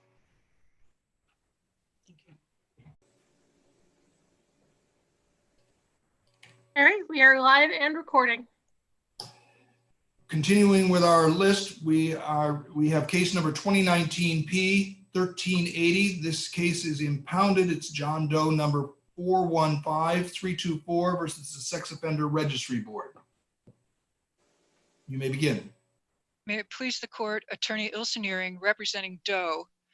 With regard to the first issue presented, the abuse of discretion to deny the funds for the Portuguese-Brazilian interpreter, what is important here is the record reveals that the particular attorney who was assigned to represent Doe in his classification hearing was unable to communicate with his attorney, with his client. And he even stated in the record at volume 3, page 178 and 172, that the problems in communication prevented him from providing effective assistance to his counsel. And he also stated in the record at volume 3 on page 176 that a Brazilian Portuguese interpreter from CPCS, the Committee for Public Counsel Services, was not available to him. And so he's seeking funds in order to communicate with his client. And it's not relevant, as the SORB points out in the brief, that there are certain people at the Massachusetts Treatment Center or a police officer who arrested Doe all appear to be able to communicate with Doe and could understand him. The only thing that mattered here was this particular attorney who was assigned to represent this particular client could not communicate with his client and needed an interpreter to go with him to the jail. And this hearing examiner makes a clear error of judgment when she denies those funds, because this Doe is denied the effective assistance. This Doe is denied effective assistance of counsel. Are you claiming error on the part of the hearing examiner, or are you claiming ineffective assistance of counsel? Because apparently counsel could have engaged an interpreter without seeking leave from the hearing examiner. Well, he writes in the record at 3 on 176 that he was unable to acquire a CPCS interpreter, and he's seeking funds to get an interpreter. I thought CPCS was the source of funds within those parameters. I mean, I think the issue was that no interpreter was available, right? He wanted funds to acquire a non-vendor CPCS. He wanted to acquire a non-vendor interpreter. Why? Because he couldn't get one from the Committee for Public Counsel Services. Where is that clearly laid out? He wrote it in the record at volume 3, page 176. He writes it in his proposed findings of fact and conclusion of law. Is there an affidavit? Sorry. Isn't that a little late to tell the judge that the examiner that you need this special thing after the hearing's already happened? Didn't you need to tell the examiner that before when he's asking for the money? Well, he did ask for the money before, and it was denied. He asked for money that he's entitled to as of right, and that examiner says you do it yourself. But that's not working. Doesn't the lawyer have to tell the examiner that? Well, I think he tried to tell her, and that was stated in the motion for the continuance as well. It was made clear. Did you raise this argument in the Superior Court? No, that's why, I made the standard of review substantial miscarriage of justice. So in Doe, I noticed you didn't cite any SORB cases for this theory. In Doe 203-108, we held that if something isn't raised in the Superior Court, it's completely waived, and it can't be raised on appeal. Am I misinterpreting that case, or why should we not follow that case? I'm afraid I'm not familiar with it. My understanding is that it's put forth in the RB petitioner case that we can raise substantial miscarriage of justice issues in the appeals court in these SORB cases, and that's the RB petitioner case, which I cite in the standard of review, and that's also in training materials promoted by the Committee for Public Counsel Service. So RB petitioner was a SORB case? It doesn't sound like it. I don't know right off the top of my head. It sounds like an SDP. Yes, I think was what it was. I think the difference that Justice Ditkoff is alluding to is that that we treat SORB cases differently in terms of waiver. The classification is different than a confinement. Well, if that's what the appeals court has determined. I'm actually, I don't remember whether that was an appeals court case or an SJC case, but the distinction is in terms of the extent of liberty interest that's implicated by a civil commitment as compared to the level of classification. All I know is that it's been discussed in trainings and whatever, that this petitioner case is something that you might want to examine that distinction between the two types of cases. I have understood today. Thank you. All right. You have some other matters that you want to talk to us about? Well, I did want to discuss my second issue about the fact that Doe was an illiterate, and the record isn't persuasive that there was a knowing and intelligent and voluntary waiver of the patient psychotherapist privilege. Is this panel telling me that that is off the table now? That was also not raised below, I gather. No, it's a substantial miscarriage of justice. Do you have any precedent, I don't know the answer either way, that the waiver of a statutory privilege has to be knowing, intelligent, and voluntary? You cite a constitutional custodial interrogation case, but do you have any precedent for that proposition? The case I cited, I believe, was Hilton. Right, which is not a statutory privilege. Do you have any authority for the proposition that waiver of this statutory privilege requires a knowing and voluntary waiver? As compared to waiver of a constitutional right. I understand. You understand the distinction, but you don't know the answer. Exactly. All right. Well, we won't insist that you continue to confront it if you don't know. So I guess my question, you know, I think that the thing to think about here is that in DYS versus juvenile, that there was no lamb warning and there was no waiver, and that was a substantial miscarriage of justice. This case is so analogous that in the totality, there isn't persuasive evidence that there is a knowing and intelligent and voluntary waiver. This man wasn't illiterate. He couldn't read the form, and the form has a place for verification for an illiterate, for somebody to verify that this illiterate was read to. And this, there has to be some fundamental fairness if we have these statutory privileges, that if it's not a waiver that can be knowing and intelligent and voluntary, then I don't see why it has to be a case directly on point for this waiver.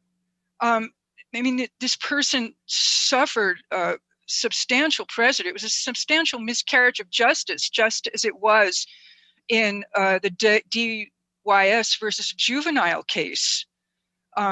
There, he wasn't given the warning, and there was no objection. And in this case, there wasn't a knowing and intelligent and voluntary waiver. We know that he couldn't read, that other prisoners read to him, and they wrote his homework assignments out for him. Can I interrupt you? And I'm sorry to do that. I appreciate the significance of the point that you're making, but I do have a question about a different issue that you've raised with respect to the sufficiency of the evidence supporting the level 3 classification. Could we hear from you on that? Is there a question? Yes. Can you indicate to me what's the heart of your argument about why the evidence was insufficient here? Well, I think, first of all, what happens here is that this particular examiner doesn't even address what is the public safety interest served by active dissemination of Doe's identifying information. And active dissemination means that people go to the neighbors, the police will go to the neighbors, they will inform the neighbors that there's a sex offender living here, they go to schools, they go to organizations, they put posters in post offices and libraries. Doe is an incest offender. And the hearing examiner established that the parent of every single child in his family knew that he'd been convicted of a sex offense, and they were aware. So his family is on notice. And this particular Doe is 62 years old. And we know from the MTC records that he suffers from work-related injuries. So he's not in the greatest of physical condition necessarily. And there's no evidence that he's about to commence an intimate relationship and start a new family with a woman who's 20 to 40 years younger than him with prepubescent children. So the public safety interest that's served by active dissemination for this particular Doe, given his age and given his preferred victim pool is on notice, is not established by clear and convincing evidence. And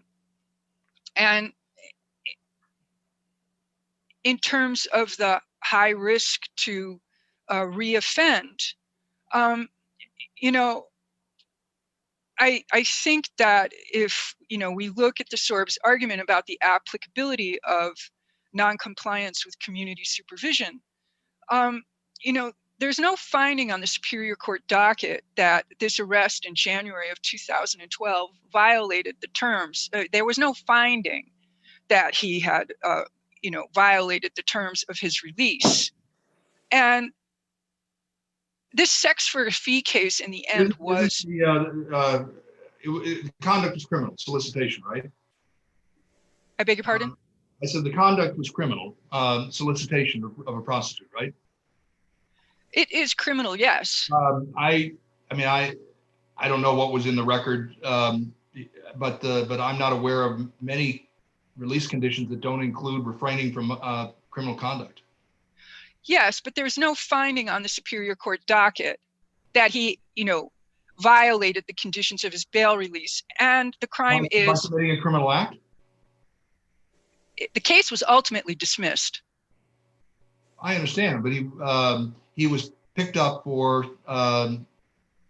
he admitted to the arresting officer facts that were certainly sufficient to support a charge. That's probable cause standard.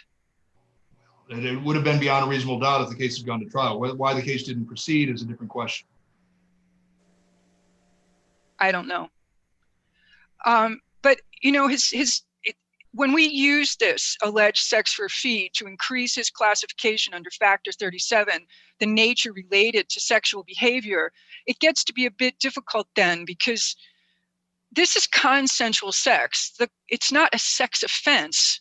It's between consenting adults. It was at a time when he was aware that he needed to restrain his impulses. And that's why, in the hearing examiner's own words, why it was troubling. And the hearing examiner was also troubled by the unwillingness of the family members to acknowledge his offense. And that implicates then Factor 33, right. Which is a risk and mitigating factor. So I understand there are a variety of different factors, and the hearing examiners put it all into the blender and try to figure out what to do. And there were risk mitigation factors, including his age. There were risk exacerbating factors, including his offense while he was on conditioned release, supposedly on his best behavior, and the unwillingness of his close family members to acknowledge his conduct and his own denial of his misconduct. I see I have 30 seconds left, so I rest my case. Thank you. Unless there are any further questions. Sorry. Thank you. Okay, Mr. Chanel. If it pleases the court, Your Honor, David Chennai for the board. I would point out again, and I think you touched on that, the fact that the majority, I think only really one issue was a live issue. The other issues were waived. Well, let's talk about waiver. In your brief, you cite several times Carey versus the New England Organ Bank yes. on the topic of waiver, but that's a decidedly civil case. And as I'm fond of saying, waiver is alive and well on the civil side of the house. These cases are of course, civil. Correct. But both these cases and the SDP cases operate to some extent under a different set of rules. Correct. Why did you cite an exclusively civil case if you've got a classification case that would support the same proposition? I think the problem is it's more cutting and pasting. We've been using the Carey case prior to the SORB case, and I think I just kind of carried it through more than anything. Why don't you do yourself and us a favor by updating your forms and picking up the case that Justice Ditkoff, it will, if nothing else, alert your adversaries that there may be an issue that they need to address. I will take care of that, Your Honor. But again, we do have a waiver issue in place on all but really the substantial evidence portions of the case. Let me ask you something about that. Sure. Normally, a claim that the internet dissemination wasn't decided by the examiner is something that we don't worry about, whether it was raised in the Superior Court or not. This is one's a little unusual in that the Superior Court motion for judgment on the pleadings was filed after Doe 496501 comes down. So I'd like your view on whether the question of whether we need to remand for consideration on the internet dissemination is something that's waived or properly before us. Well, I think the Supreme Court in both 496501 and 2365 specifically said that these cases, the pending cases that where the findings weren't made below are live issues at the appellate level if they were pending at the time of the cases coming down. I think 23656 gives us the outline of what a court has to look to on a pending case to determine whether or not remand is necessary or unnecessary. Again, the court in 496501 says if the facts are sufficient, the appeals court can decide that, as well as the superior court if the case was pending in the superior court at the time of 496501. In this case, the evidence is overwhelming, and 23656 said first you look to whether or not the hearing examiner's decision was properly made. And in this case, the board's position is the hearing examiner properly made the decision based on both substantial evidence and a proper application of factors to that evidence. Then the second thing you look to is the danger, and vis-a-vis the factors that were used, such that his current danger would serve a public safety interest should he need to be published. And in this case, you do have some high risk factors that show danger, such as a prepubescent child shows an extra danger. As your sister counsel has observed, there are different types of prepubescent children and offenses against them. And this was not a stranger offense. It was a single victim. You know, and he's, I mean, I hesitate to use the term because I'm older myself, but he's elderly. Well, he's actually at that time was the same age as me, so I'd hate to think that he's elderly. But at the time of the decision, I think we both are able to shop during the early hours of the This is true. This is true. But the difference here is that there's some factors involved that differentiate this situation. First of all, one of the problems, and in the notes you saw, they felt his wife was a negative influence in this because she refuses to believe that he committed the sex offenses.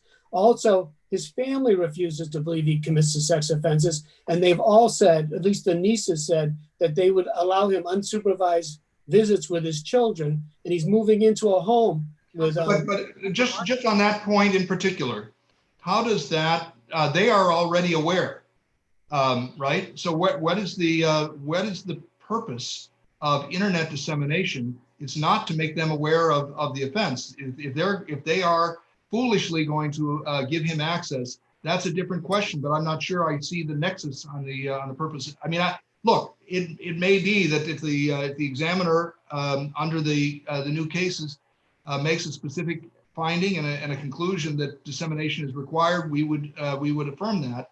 But it's not crystal clear to me on the face of the record that the need is overwhelming to avoid the need for a remand.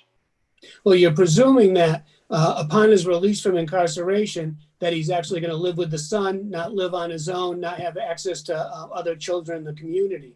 I think your argument presumes other than a family member. Excuse me? He's never offended against anyone other than a family member. True. It was a stepdaughter, actually. It wasn't his actual biological daughter. And I think that's also a distinction in this matter. Because again, there's no guarantee that he is going to solely reside where he said he was going to reside while he was still incarcerated. And that's all of those are factors that may well lead a hearing examiner to conclude that the dissemination is needed for the public interest. But if I'm reading the guidelines from the Supreme Judicial Court, it's not, I have to say, superficially abundantly clear to me that that this is one of those cases where that conclusion is compelled by the record without asking for the hearing examiner's input. Again, that's your prerogative, and you have the discretionary authority under 23656 and 49650 to make that determination. I'm putting forth the board's position on this matter. And again, if this court disagrees with that, then you would remand it back for a finding on that issue. And I think that if you did that, the board would at least would request that the remainder of the case be upheld and that the remand be solely for the purpose of making that determination. And as you've cited, the remaining issues are unpreserved. Correct. So if there's no other questions, I could rest on my brief at this point.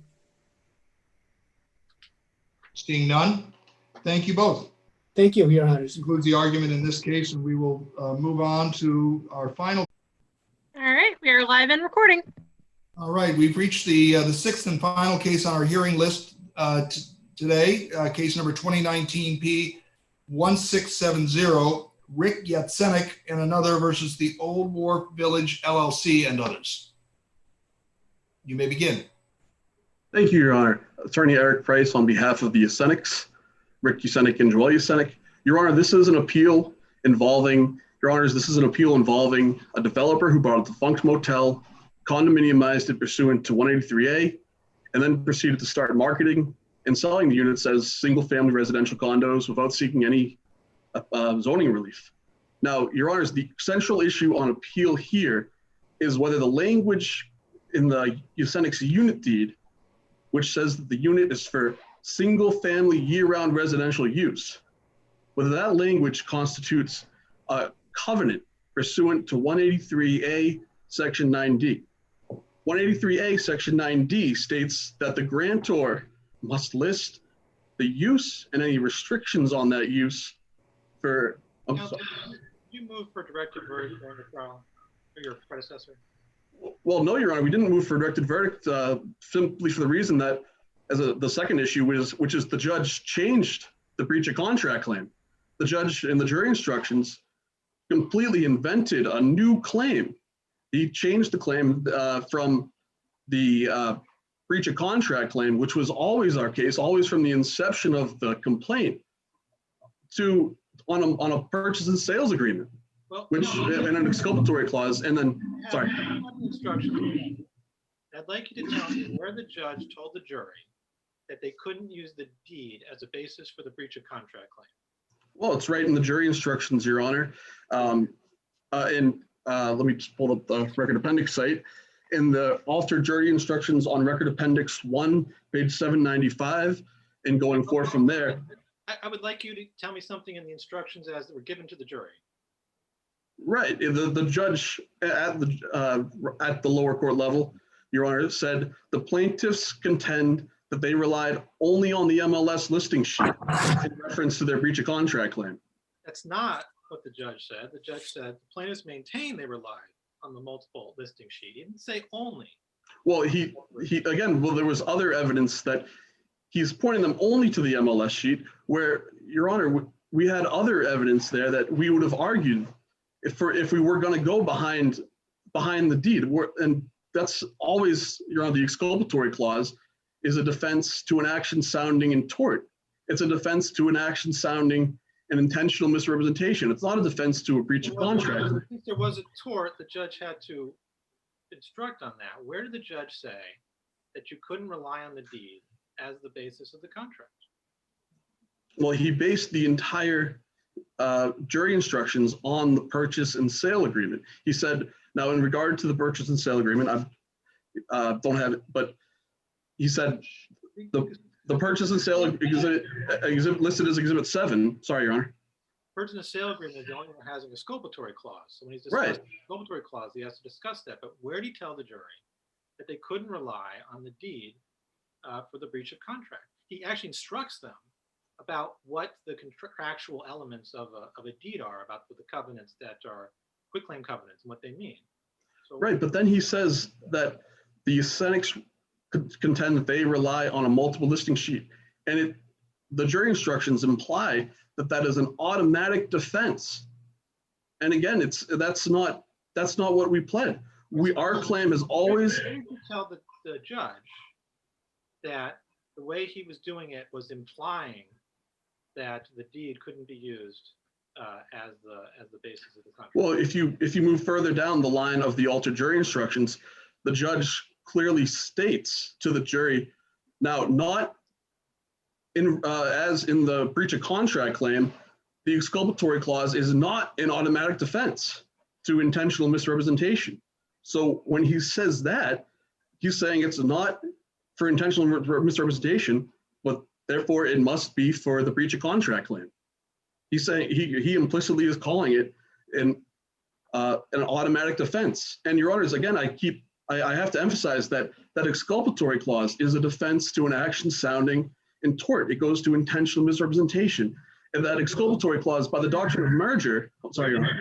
Where did you preserve this? Where did you tell the judge of this problem? You told the judge you wanted to tell the jury that the basis was the deed. He wasn't willing to do that. Right. Well, Your Honor, I'm sorry. What he said was negating the deed as a part of as the basis of the breach of contract. Your Honor, we did so in a number of ways.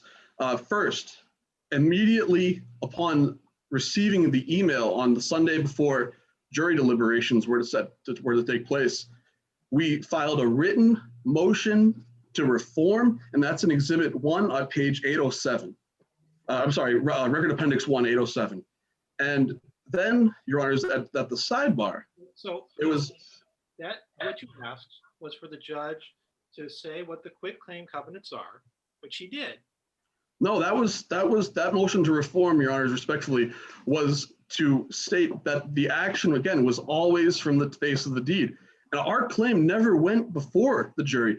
Our claim was on the deed. And this Commonwealth has found that serious issues arise when a lower court bases a decision upon an issue that is not presented or before the parties, before the court.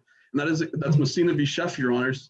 And that's exactly what the lower court did, respectfully. Lower court, the only thing the lower court didn't do of your requested instruction. The lower court, where he says what your claim is. We asked the lower court to strike any reference to the exculpatory clause to a purchase and sales agreement with an exculpatory clause contained therein. And also any reference to a multiple, sorry, Your Honor. Where is that?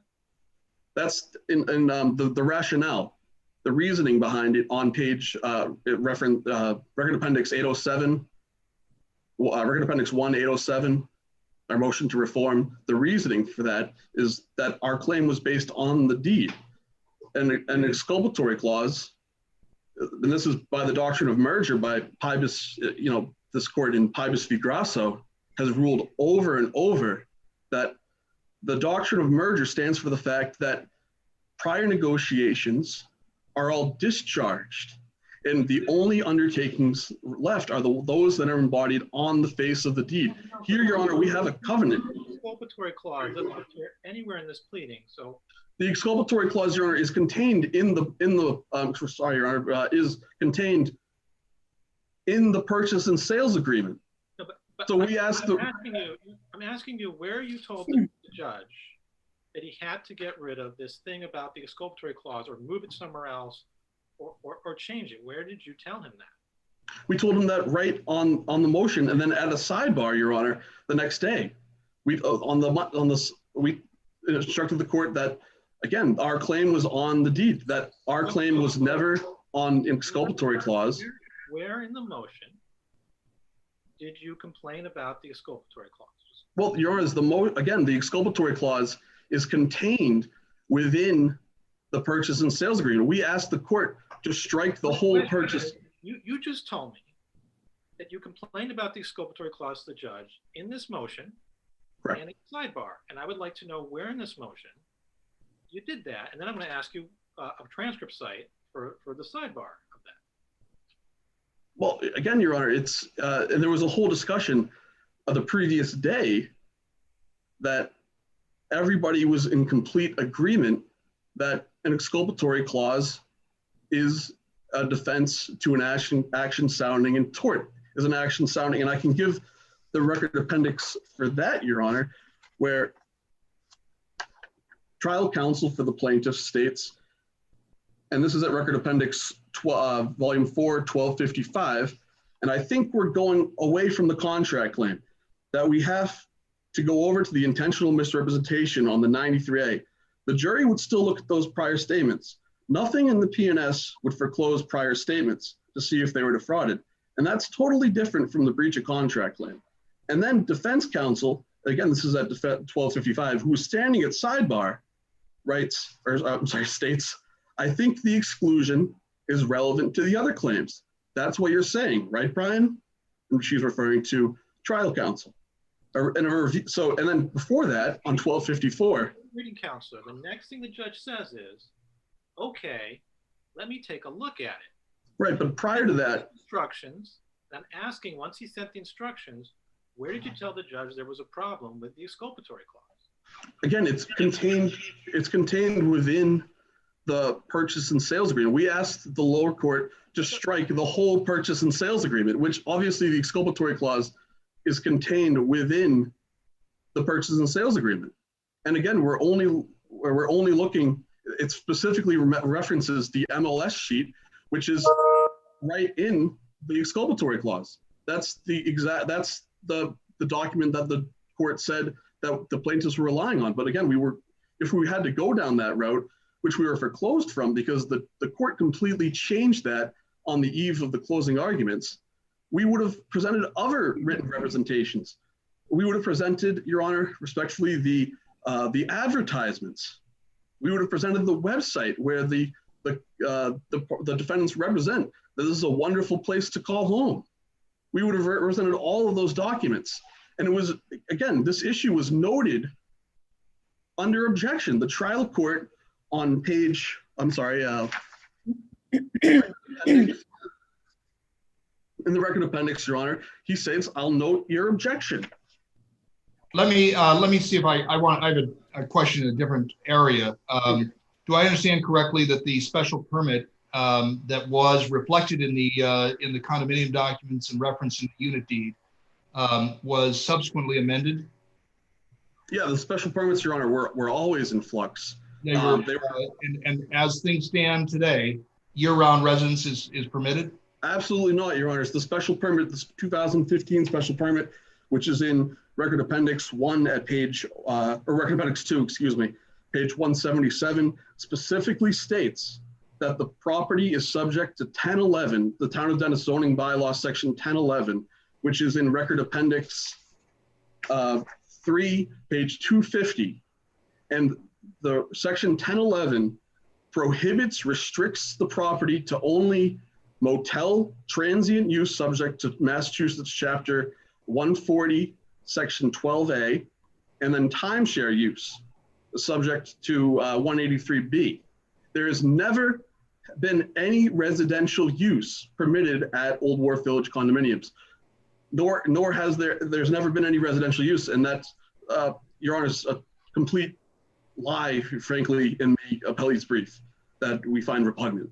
So we would like to address that. But then, Your Honor's, moving on to the 93A, which is another central issue, is the lower court made a ruling that when the defendant admitted that he doesn't tell people that these are actually motels, that you can't live there. The defendant admitted that on the stand, and the lower court made a ruling that we weren't allowed to prove the elements of materiality, capacity to deceive, and actual deception as it relates to the Yosenick's 93A claim. Yes, the defendant admitted that, but what he didn't admit was that he testified that, no, I don't think it's an important thing for people to know. He doesn't, so we had that burden, Your Honors. And did your clients testify to that effect? I'm sorry, what was that, Your Honor? Did your clients testify to the list of considerations that you had hoped to call other witnesses to speak to and were not permitted to do? Well, Your Honors, yes, our witnesses testified that well, they were misrepresented and such, and we wanted to put the unit orders up there to corroborate as well as refute or show, again, materiality, as well as a myriad of other issues, Your Honors, where we have common pattern or scheme, you have business practice to show it was his business practice within the meaning of 93A, and we did an offer of proof, all to this, showing this to this extent, Your Honor, Your Honors, to show as to the value. Defendants were able to argue through documentary evidence with the deed over and over that the value of these units were selling like hotcakes. And that's just simply not true, Your Honor. Well, it was the fact that the unit owners would have testified to say that, no, I never would have paid this much money. I never would have, again, even stepped foot into the property had I known that these were actually motels. And the big issue here is that the defendants were able to say that everybody was happy down there. We weren't able to refute that.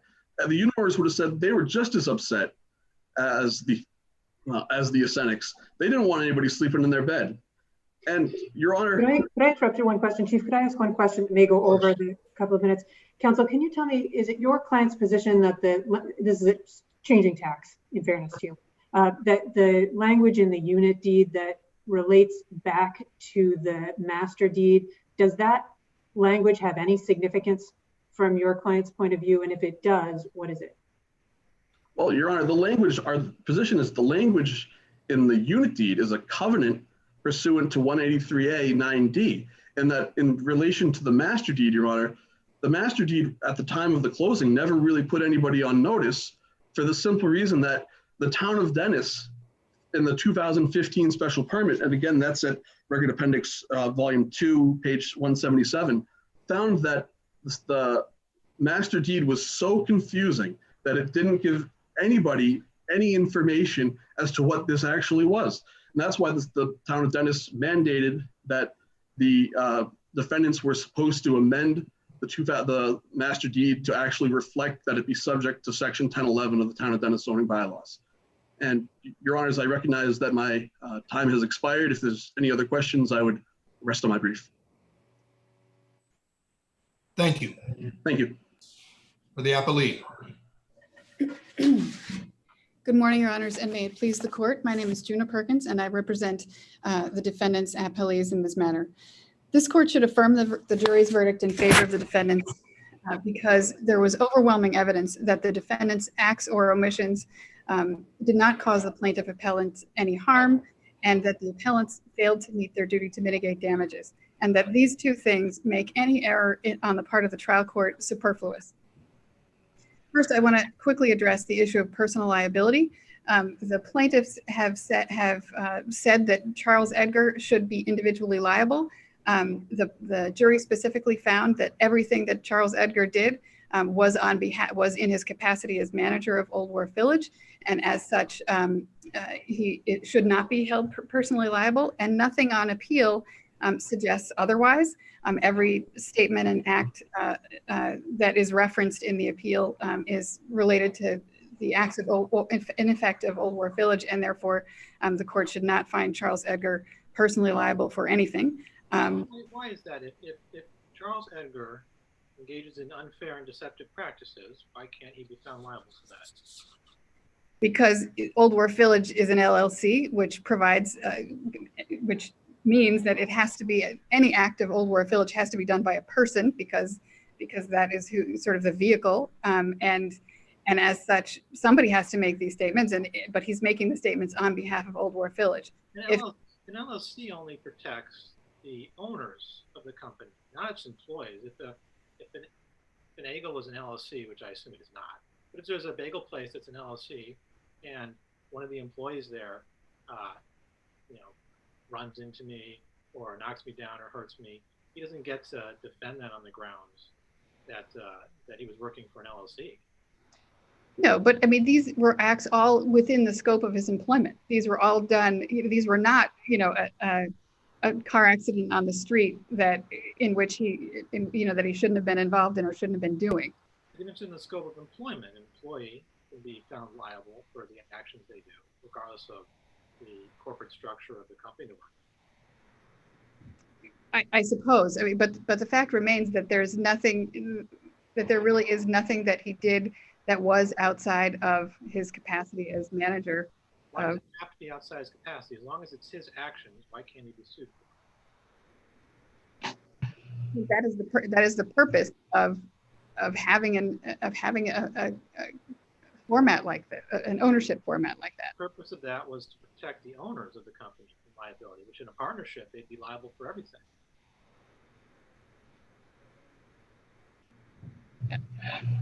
Attorney Perkins, in your introductory comments, you cited the plaintiff's failure to exercise appropriate mitigation of their damages, and I'm curious, what do you have in mind when you're referring to an obligation to mitigate? So, both under the breach of contract claim, they had a duty to mitigate their damages, and they didn't. They acknowledged. You said that, but I want to know what is the nature of the mitigation that they were supposed to undertake? They could have sold it, and they could have rented it. There was nothing in the special part. These units were meant to be transient use. They're all small. They all scream vacation. They're beachfront condominiums. I believe unit 204 is less than 600 square feet, doesn't have an oven.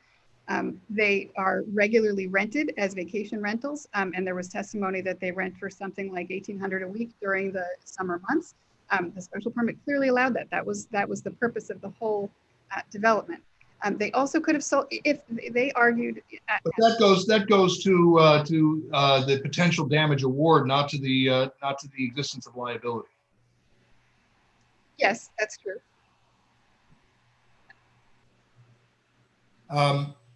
I had understood that the verdict, in part, finding no liability, was based on the jury's conclusion that any reliance was not reasonable because a reasonable person would have understood, based on a review of the zoning and title records, that this property was for transit use only. Yes, I mean, certainly on the intentional misrepresentation claim, it would appear that the jury found that the plaintiff's reliance either did not rely on any misrepresentation or was not reasonable in doing so. The contract claim has a similar, there still has to, even though the word is not reliance, there still has to be some causation on the part of the defendants in causing any harm. And in this case, the plaintiffs were not unsophisticated buyers. These were not first-time homeowners. They were, in fact, this I believe was their third property they had purchased. They bought it apparently with the intent to rent it out week by week, because they signed a listing agreement with a local realtor to do just that. They specifically hired an attorney and their own real estate broker for the purposes of the sale. And the reason that they hired the attorney, they testified, was because they had heard about real estate scams on the Cape, and they wanted an attorney to protect them. And so they hired this attorney who failed to review the master deed, failed to and failed then to highlight to the plaintiffs the fact that this was a motel condominium use rather than a residential use. And thus they went ahead. And so the jury could well have concluded that if the defendants had done something improper by not affirmatively verbally disclosing that these were motel condominiums, that the defendants were not the cause of the harm, that the cause of the harm was the plaintiff's own failure to read the documents and also their attorney's failure to inform them of the true nature of the use of the property. That said, the language in the unit deed to which your brother refers contained an incorrect statement, right? That was absolutely at odds with the permitted use of the property. Yes, I mean, that is true, and the defendants have never said otherwise. This was the Old Wharf Village. This project was Old Wharf Village's first development project ever. These were not experienced developers. And they, at the beginning, used a local real estate attorney, gave them a blank template that had the correct use language in it, gave the attorney the blank template for the sale of unit deeds with this correct use language. Somehow, between giving of the blank template to the real estate attorney and the real estate attorney providing the actual unit deeds, the use language changed.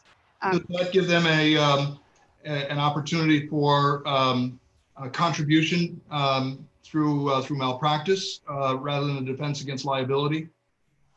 Yes, suit was brought against their real estate attorney, and she settled.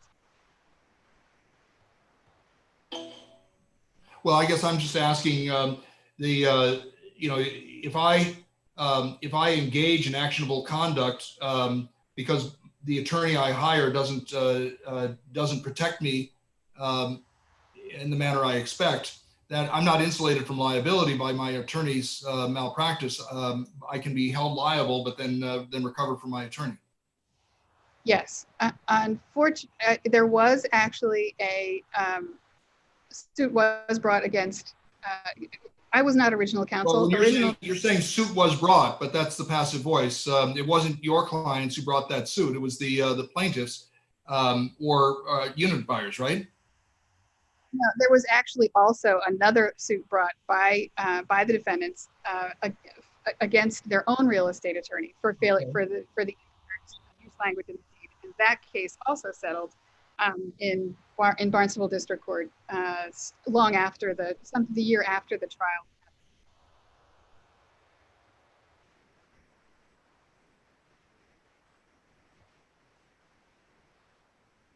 sorry, I wasn't sure if I don't, you answered my question. How does the deed get fixed? how did the deed get fixed, or how does it get fixed? How does it get fixed? I mean, if it got fixed, that's great, but how does it get fixed? It did not get fixed. The plaintiffs have never asked. I would think that the defendants would certainly give them a new deed with the correct use language in it. Well, yeah, but I mean, you know, presumably they wanted, their claim is that they thought they were buying a unit that they could reside in, and they're looking for the benefit of that bargain. Right, and that they're wrong, that the use language is really just, of course, you know, all deeds for condominium units have to have use description in the deed, the statutory requirement. And we argue that that it is just a description, that it does not amount to an express warranty, that this is in fact what we're buying. And in fact, it is simply a recording of what they are supposed to be buying. The fact is that the defendants cannot sell what they do not own. The defendants had no right to sell them a residential condominium, so they couldn't. So even if they wanted to, they couldn't sell them. They couldn't sell them that, couldn't provide them that. And what the plaintiffs are essentially arguing is kind of a gotcha moment. Because of your mistake, we should take unfair advantage of that, even though we knew all along, and that, or you know, should have known all along, that the use of this property was in fact motel condominium as opposed to residential. The plaintiffs also argue that the correct use language on the deed creates an encumbrance, but it does not meet the definition of encumbrance because it's not something that was created by the defendants. It was the town that said this property must be used in this way. I don't really get that though, because the master deed, which I understand your clients created, yes, says can only be used as a condominium motel. And that's an encumbrance they created, that even if tomorrow the town decided, you know, you can do whatever you want with this property, it'd still be bound by the master deed that your clients created as an encumbrance, saying that it can't be used as anything but a motel. Why am I wrong on that? Because the master deed only describes the use the way it does. Actually, I think what the master deed says is the use of the property is to be in accordance with special permits number, you know, the ones applicable to this property issued by the town. What it says is all the units are intended to be used as condominium motel in accordance with the bylaws of the condominium trust with all applicable codes, laws, and regulations, and specifically with the following as may be amended or modified from time to time. And then it goes into the, I assume, is a special permit. Yes, so I believe it is that way because that's what the special permits said at the time. If they, you know, the property owners are trying to comply with the special permits. If the special permits were to change and suddenly say now it's commercial use or now it's residential only, I imagine that the defendants would have to amend the master deed to reflect that.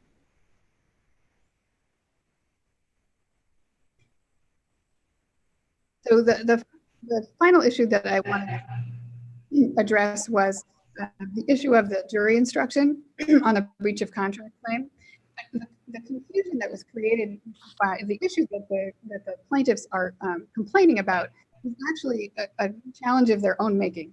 So in the original jury instruction that they requested language about the exculpatory clause in the breach of contract claim.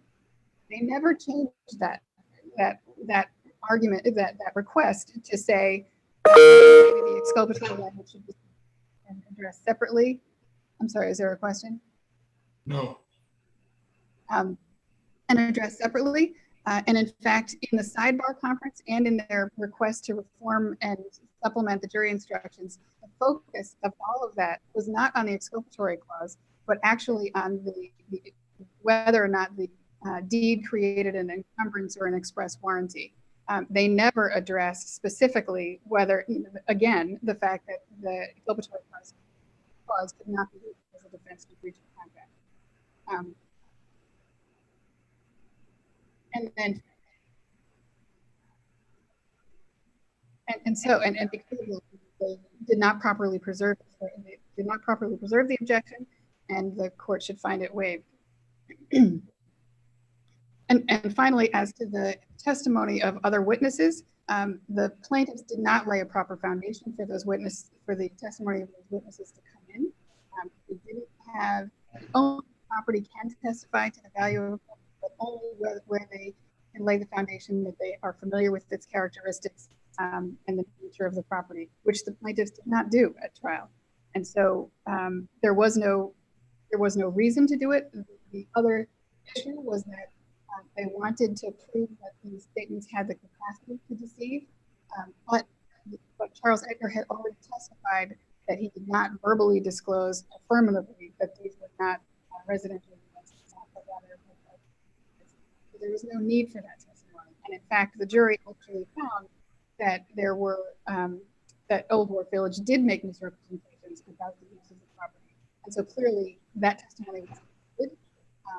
Whether or not having the other unit owners testify that they wouldn't have bought the property if they had known is totally speculative, because in fact they did buy the property. And in fact, all of the deeds except for the first two had the correct use language in them. So those owners have no reason to argue that they did not know the true nature of the property. I see that my time is expiring. Thank you. Thank you both. That concludes the argument in this case. We will be in recess. The case is submitted. Thank you.